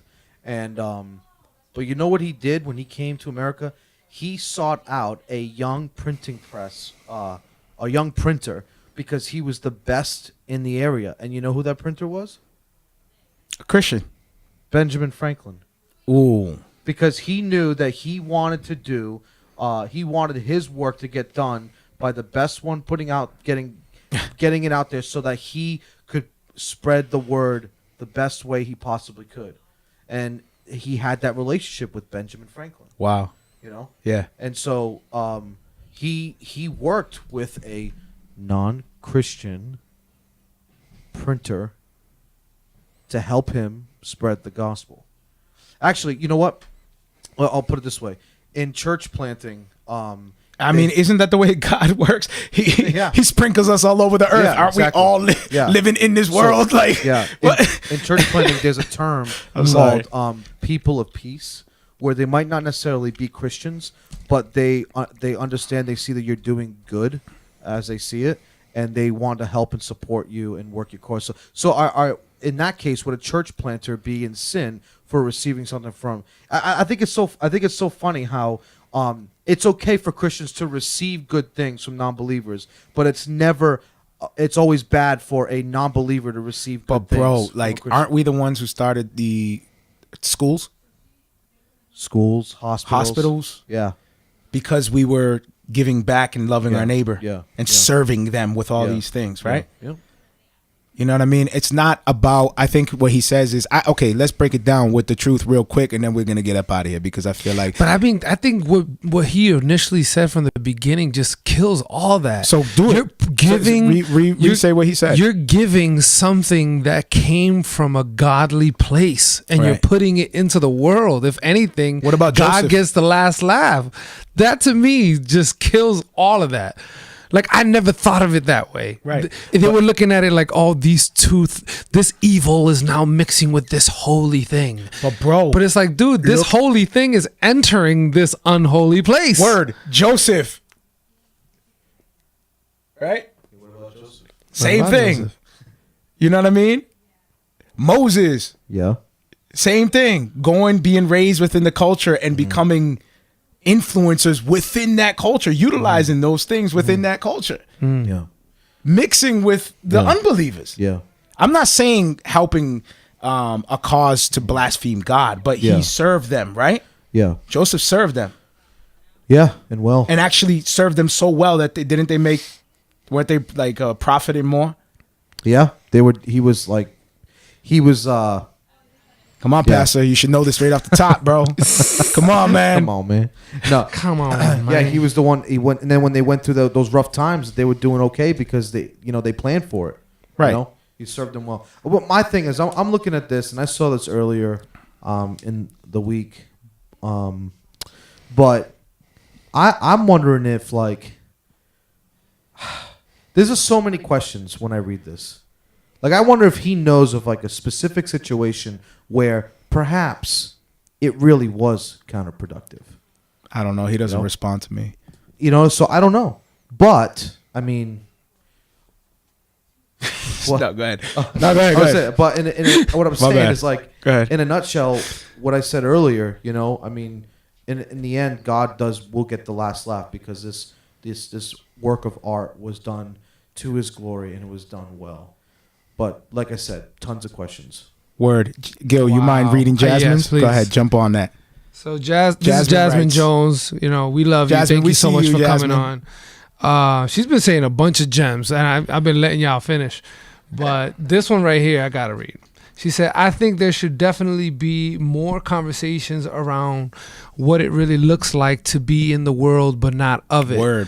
I think that some people take it to the extremes. You have the one extreme that blends in with society and gets to the point where, sorry, I gotta just hit the C more, where no, wait. It's to the point where there's no discernible difference. My bad. Discernible difference between the believer and the unbeliever. The opposite extreme is where they basically wrap themselves in a bubble. Rap and act like if they have a conversation with someone in the world that they are going to catch a disease or something. It sounds like the lepers. Yeah, that's what it sounds like. Sounds like the lepers. And what did Christ do? I mean, I know that we're not to be walking around foolish and thinking that we could walk around certain areas of danger or anything like that. Obviously be cautious. And again, Shane was talking about matters of the heart. Hazakim, shout out. And conscious, and your own conscious, and being mature in your walk. If you have somebody hit you up, like I think if you have a producer hit you up like, yo, I got this dope song, I'm gonna have all these people twerking and going crazy and I can't wait, can you give me that beat? Then I think, at that point it's like, matters of the heart, matters of your conscience. But if you're uploading stuff to like SoundClick, if you're uploading stuff to some kind of streaming service or some kind of service to sell your beats, how are you realistically gonna track everybody who just done bought or licensed your beat? Like what are you supposed to do realistically? Facts. Like you're providing a service, and it shouldn't be an issue in your conscience when you're just uploading music, providing a service. This is the service you provide. What about videographers who make a living off of filming? Yep. Now there's areas where you can flat out say no. That's what I'm saying. Issue of the conscience, right? It's a case by case scenario. So if you got somebody hitting you up some kind of weird filming, then you're like, not, issue of the heart, case by case. Yep. Maybe run it by if you're not sure. Run it by. Hopefully you're in a church, number one, and hopefully you have some, accountability with your brothers and sisters, and you seek wise counsel, and you make those calls first and foremost to your pastors, your deacons, your elders. You make those calls to the brothers that you trust and that are hopefully holding you accountable. This is why church is important, because you got dudes without churches, and they have no accountability but what's on the internet. But how can somebody actually really know about your life? Facts. On the internet. Go ahead, brother. No, I was searching for this quote and I forgot what book it was from, and then good old Google. But good old Google. Francis Schaeffer in his book Art in the Bible. There's these two quotes. The first one I was looking to share. I will say second, but the first one I came across when I was looking it up said, this is from his book, like I said, Art in the Bible, Francis Schaeffer. Christian art is the expression of the whole life of the whole person as a Christian. What a Christian portrays in his art is the totality of life. Art is not to be solely a vehicle for some sort of self-conscious evangelism. So as believers, you like CHH, you want to proclaim the word of God. Look at Shane speaking for CHH, man. Look at that, huh? Well, go ahead. We've arrived. The pastoral influence over CHH. We have arrived. Go ahead. Oh my God. The pastor of CHH. Wow. Yeah, go ahead. Wow. No, but they think that a lot of times that, especially in music, that your evangelism in some way, yes, you must. I'm not that type of person that says, preach the gospel and if necessary use words. I think it is necessary to use words when you preach the gospel. But then everyone forgets that that you are saying, you are also preaching a message when you when you create good art. But check this out. So this is what I was really looking for. And he says, I am afraid that as evangelicals we think that a work of art only has value if we reduce it to attract. And it's just like, man, like, wow. No, it encompasses everything. Like, it goes back to what we were just talking about, Gil, right? That we are able to create beautiful art because we are standing on the foundation that even makes that possible. Wow. And by the foundation, I mean the person, the God who makes that possible, the one who created beauty. Word. You know what I mean? The Like, the creative, world- the creative. Yeah, Like, the creative. The creative, yeah, man. like, God is a creative. Let's not bypass that real quick. God is an creative artist. Yeah. for real. God is the example of the greatest artist that ever Yeah. lived eternally. Like he is Ever existed. eternally. Like he is the example, man. You see it in crazy. day-to-day life, man. The sun rising, setting, the moon, the stars, That's what I'm saying. That's the beauty of nature. Gil, you went to the Grand Canyon, the beauty of what you saw. deers. The deers. Oh yeah. Dude, he is an artist without a paintbrush. We imitate with words and digital, devices and stuff. We imitate. God doesn't even need these devices. How about this? He doesn't. We have to utilize use it, devices. you know what I'm He saying? created those devices. Right. Like, He has no But- limitations, man. No limitations at all. He says it is. That's it. It's crazy, right? Done. In He the says it secular is. world, like the secular world, what we don't realize is that they are right now. They're essentially they walk with a limp because they're the ones who hijack something that's not theirs. Yo, that's crazy. Yo, go. They hijack something that's not theirs to champion. Go ahead, bro. Go, Shane. They hijack something that's not theirs for the taking. It was meant like originally when God created humans, God created Adam and Eve. Yep. We were created in his image to worship him and enjoy him forever. That was fractured, right? In Genesis 3. But man, that's why that's what we were created for. All right? So that's why there's always that drive. But it's sad to say sometimes, sad to see that like sometimes Christian artists, right? We don't have that drive. You know what I'm saying? Yeah, Not listen all to the him. time. Listen, Shane. Well, As Christian artists, look at Shane. You're a creative just now, bro. I'm just saying, bro. I'm just Go ahead. identifying Go ahead, everybody, man. speak with him. Be all things to all people, right? Hey.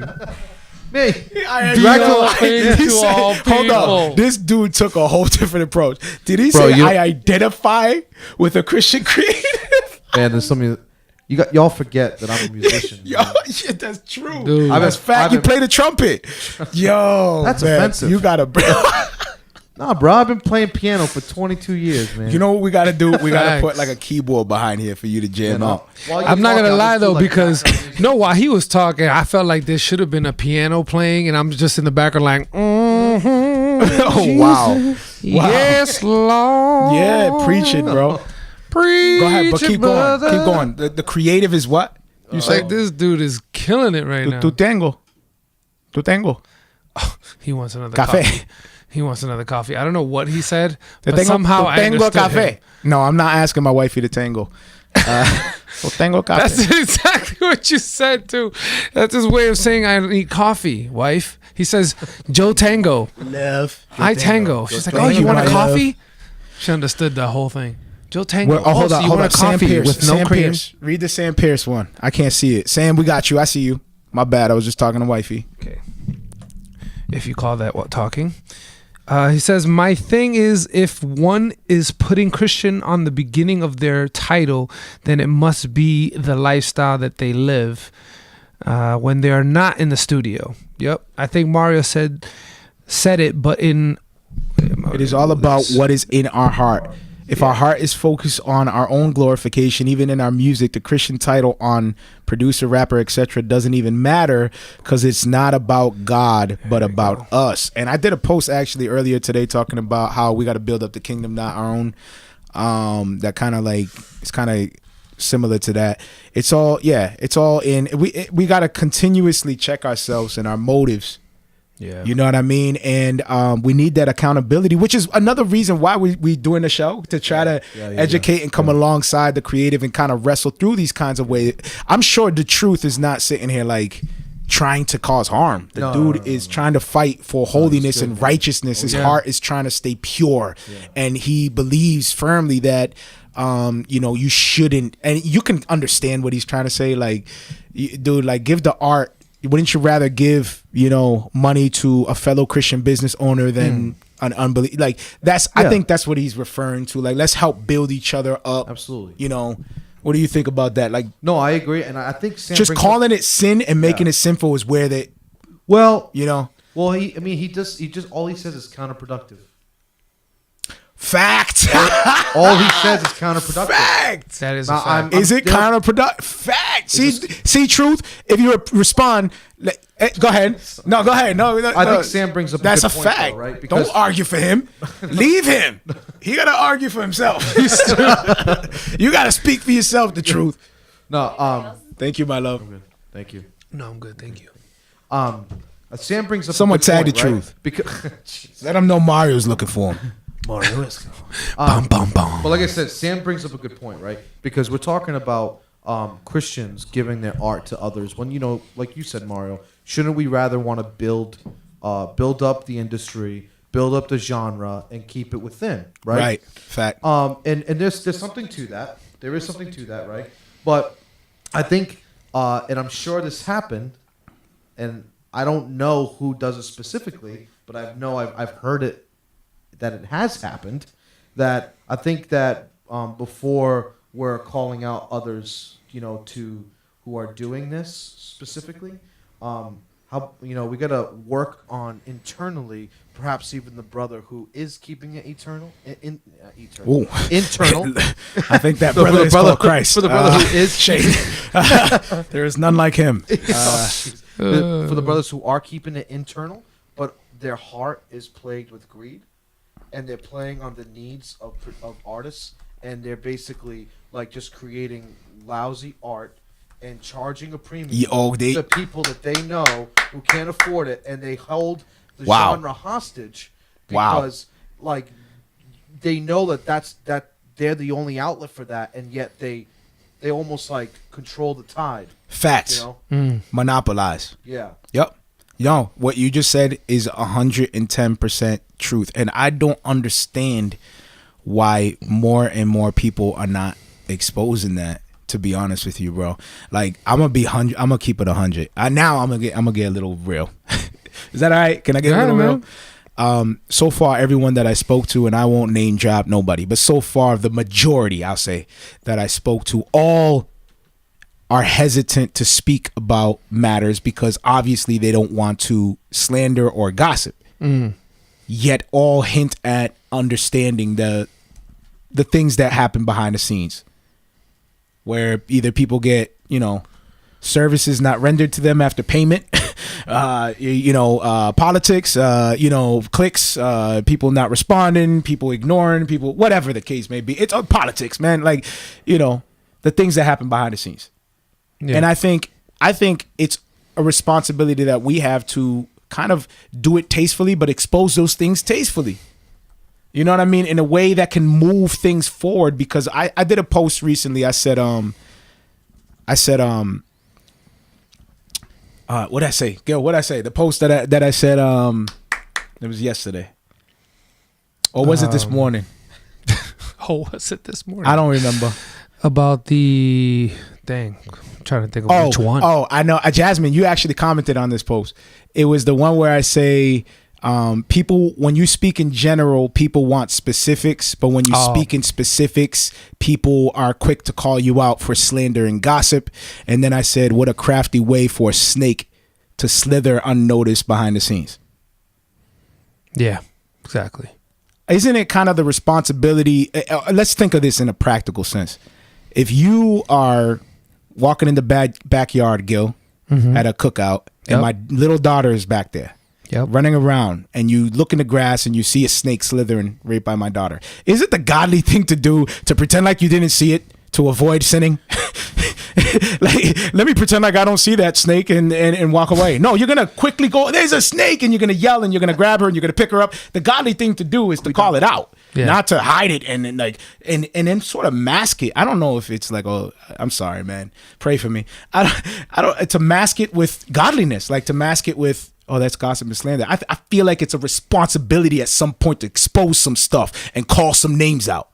Yeah, I agree. That's all I'm saying. Sometimes. I feel that in me, like, that's not right. And I you know what? Let me come across certain things, man. I'm telling you right now, I have no problem. I have no problem, bro. Anyway, pray for me. I'm gonna stop right there. I'm gonna stop right there. Go ahead. So Shane. here's Go ahead, what Shane. I would say in regards to that, because it isn't. Isn't there a tasteful, godly way to kind of There's like a tasteful, godly way, and I would say this, right? One is that we do recognize potentially, right, that we would say, as far as we know, we are dealing with brothers. Yeah. Right? True. We are dealing with brothers, right? And I think this is a good principle. Let the issue. This is not about the truth. What I just said. By the way. No. So let me take that picture off. Correct. Let me just hold on. This is not that. What I just said is not about the truth. Recalculating. Okay? Just listen to the show in context, y'all. Let me take this off. My bad. I'm over here yelling. Make a U-turn. And the truth is up there. We got my bad. Context now, y'all. There you go. Make a U-turn. All right, Shane. Go ahead. What I would say is like allow the issue to be the controversy, not your response. Yeah. Got it.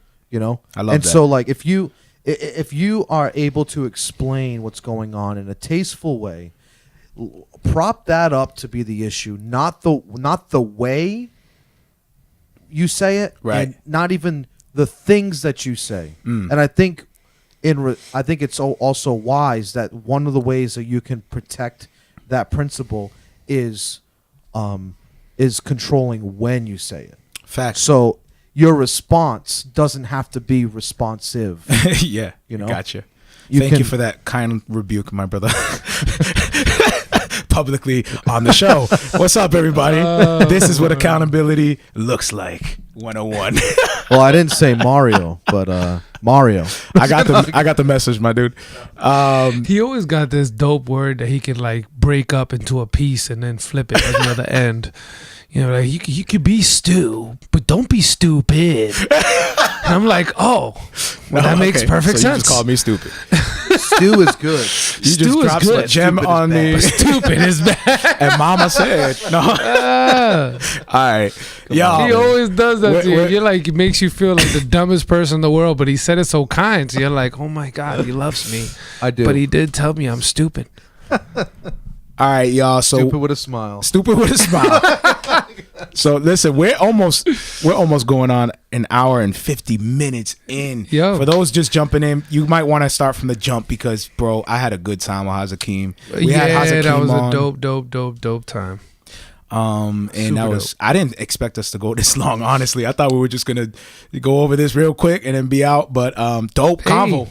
It is what it is. It's a dope convo, guys. I can't wait to listen back. So listen, call to action real quick before we sign off. Join our email list. If you're already a part of the email list, you already got the invite. You should have already got the invite to the Facebook group we started, where we kind of flesh out some of the things that we talk about on the show, and we want to build out the community. We want to be able to discuss certain things with you guys throughout the week. If you're on the podcast, try to leave a review. I'm gonna keep saying it.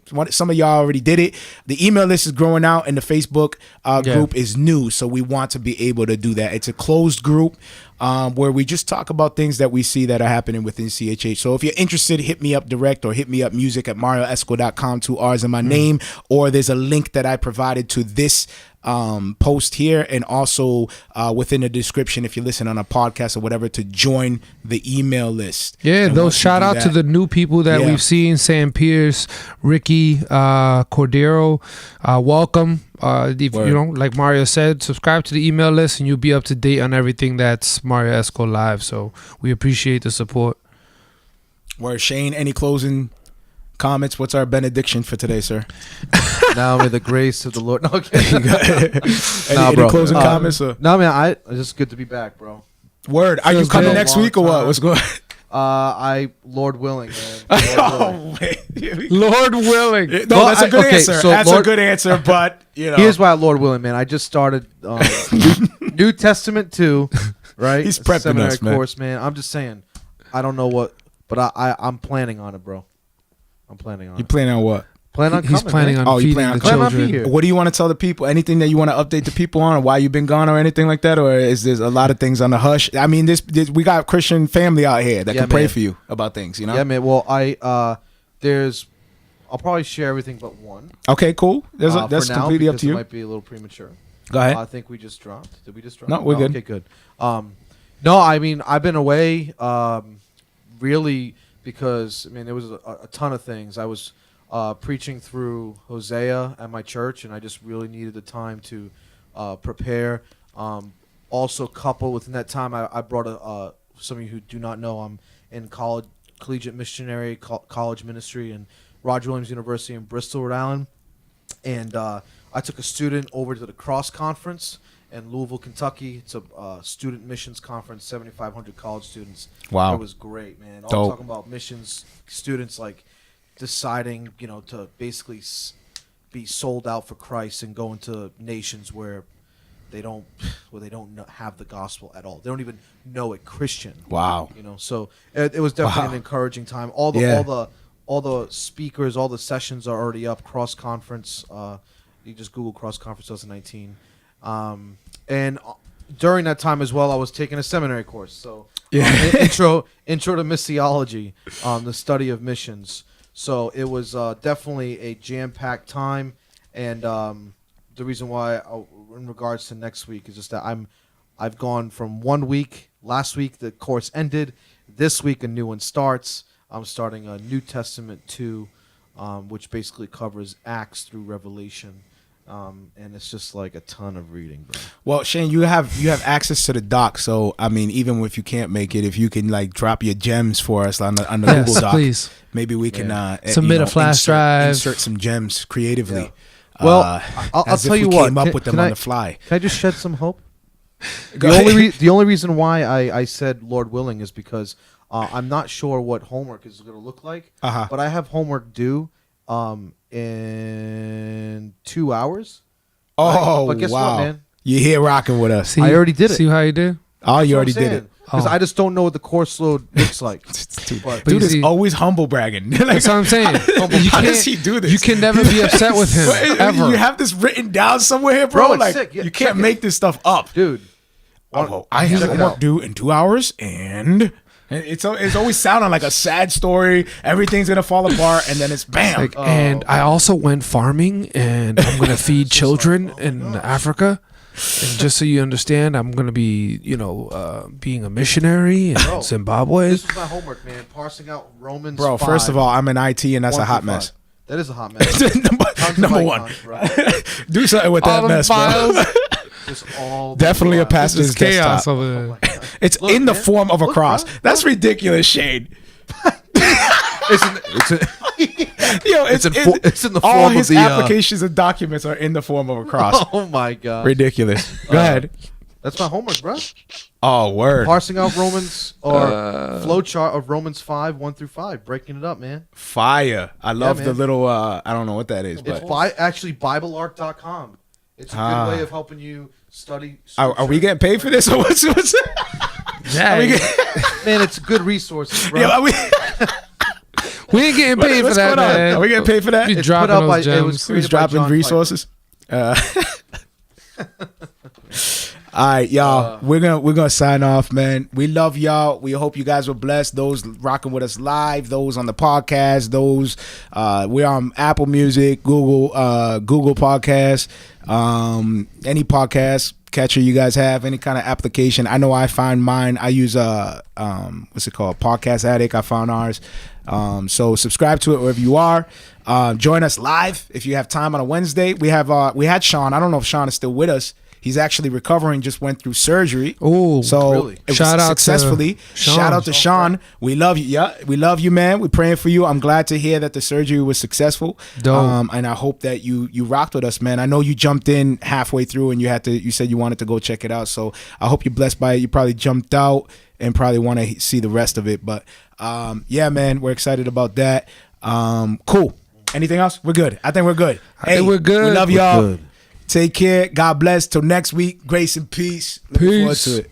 If you're listening on the podcast, be sure to check out my Facebook music page, Marrio Esco 1. Again, 2 R's in my name, the number 1 at the end, Marrio Esco 1. Be sure to like and follow that page because I like to give updates on who will be interviewing and leave a description on what we'll be talking about. And I also like the real-time one-on-one back and forth interaction. If you don't have the time to join us on Facebook Live, be sure to check out my podcast. It's called Marrio Esco Live, 2 R's in my name. Again, you'll see the white silhouette of myself with the cross underneath. Be sure to subscribe to that and follow the link as well to whatever podcast you're using or however you're receiving the podcast, and leave us a review. We love to hear feedback. You can also hit me up at music@marrioesco.com and just hit me up with some feedback and ways that we can improve the show or the things that you like and enjoy.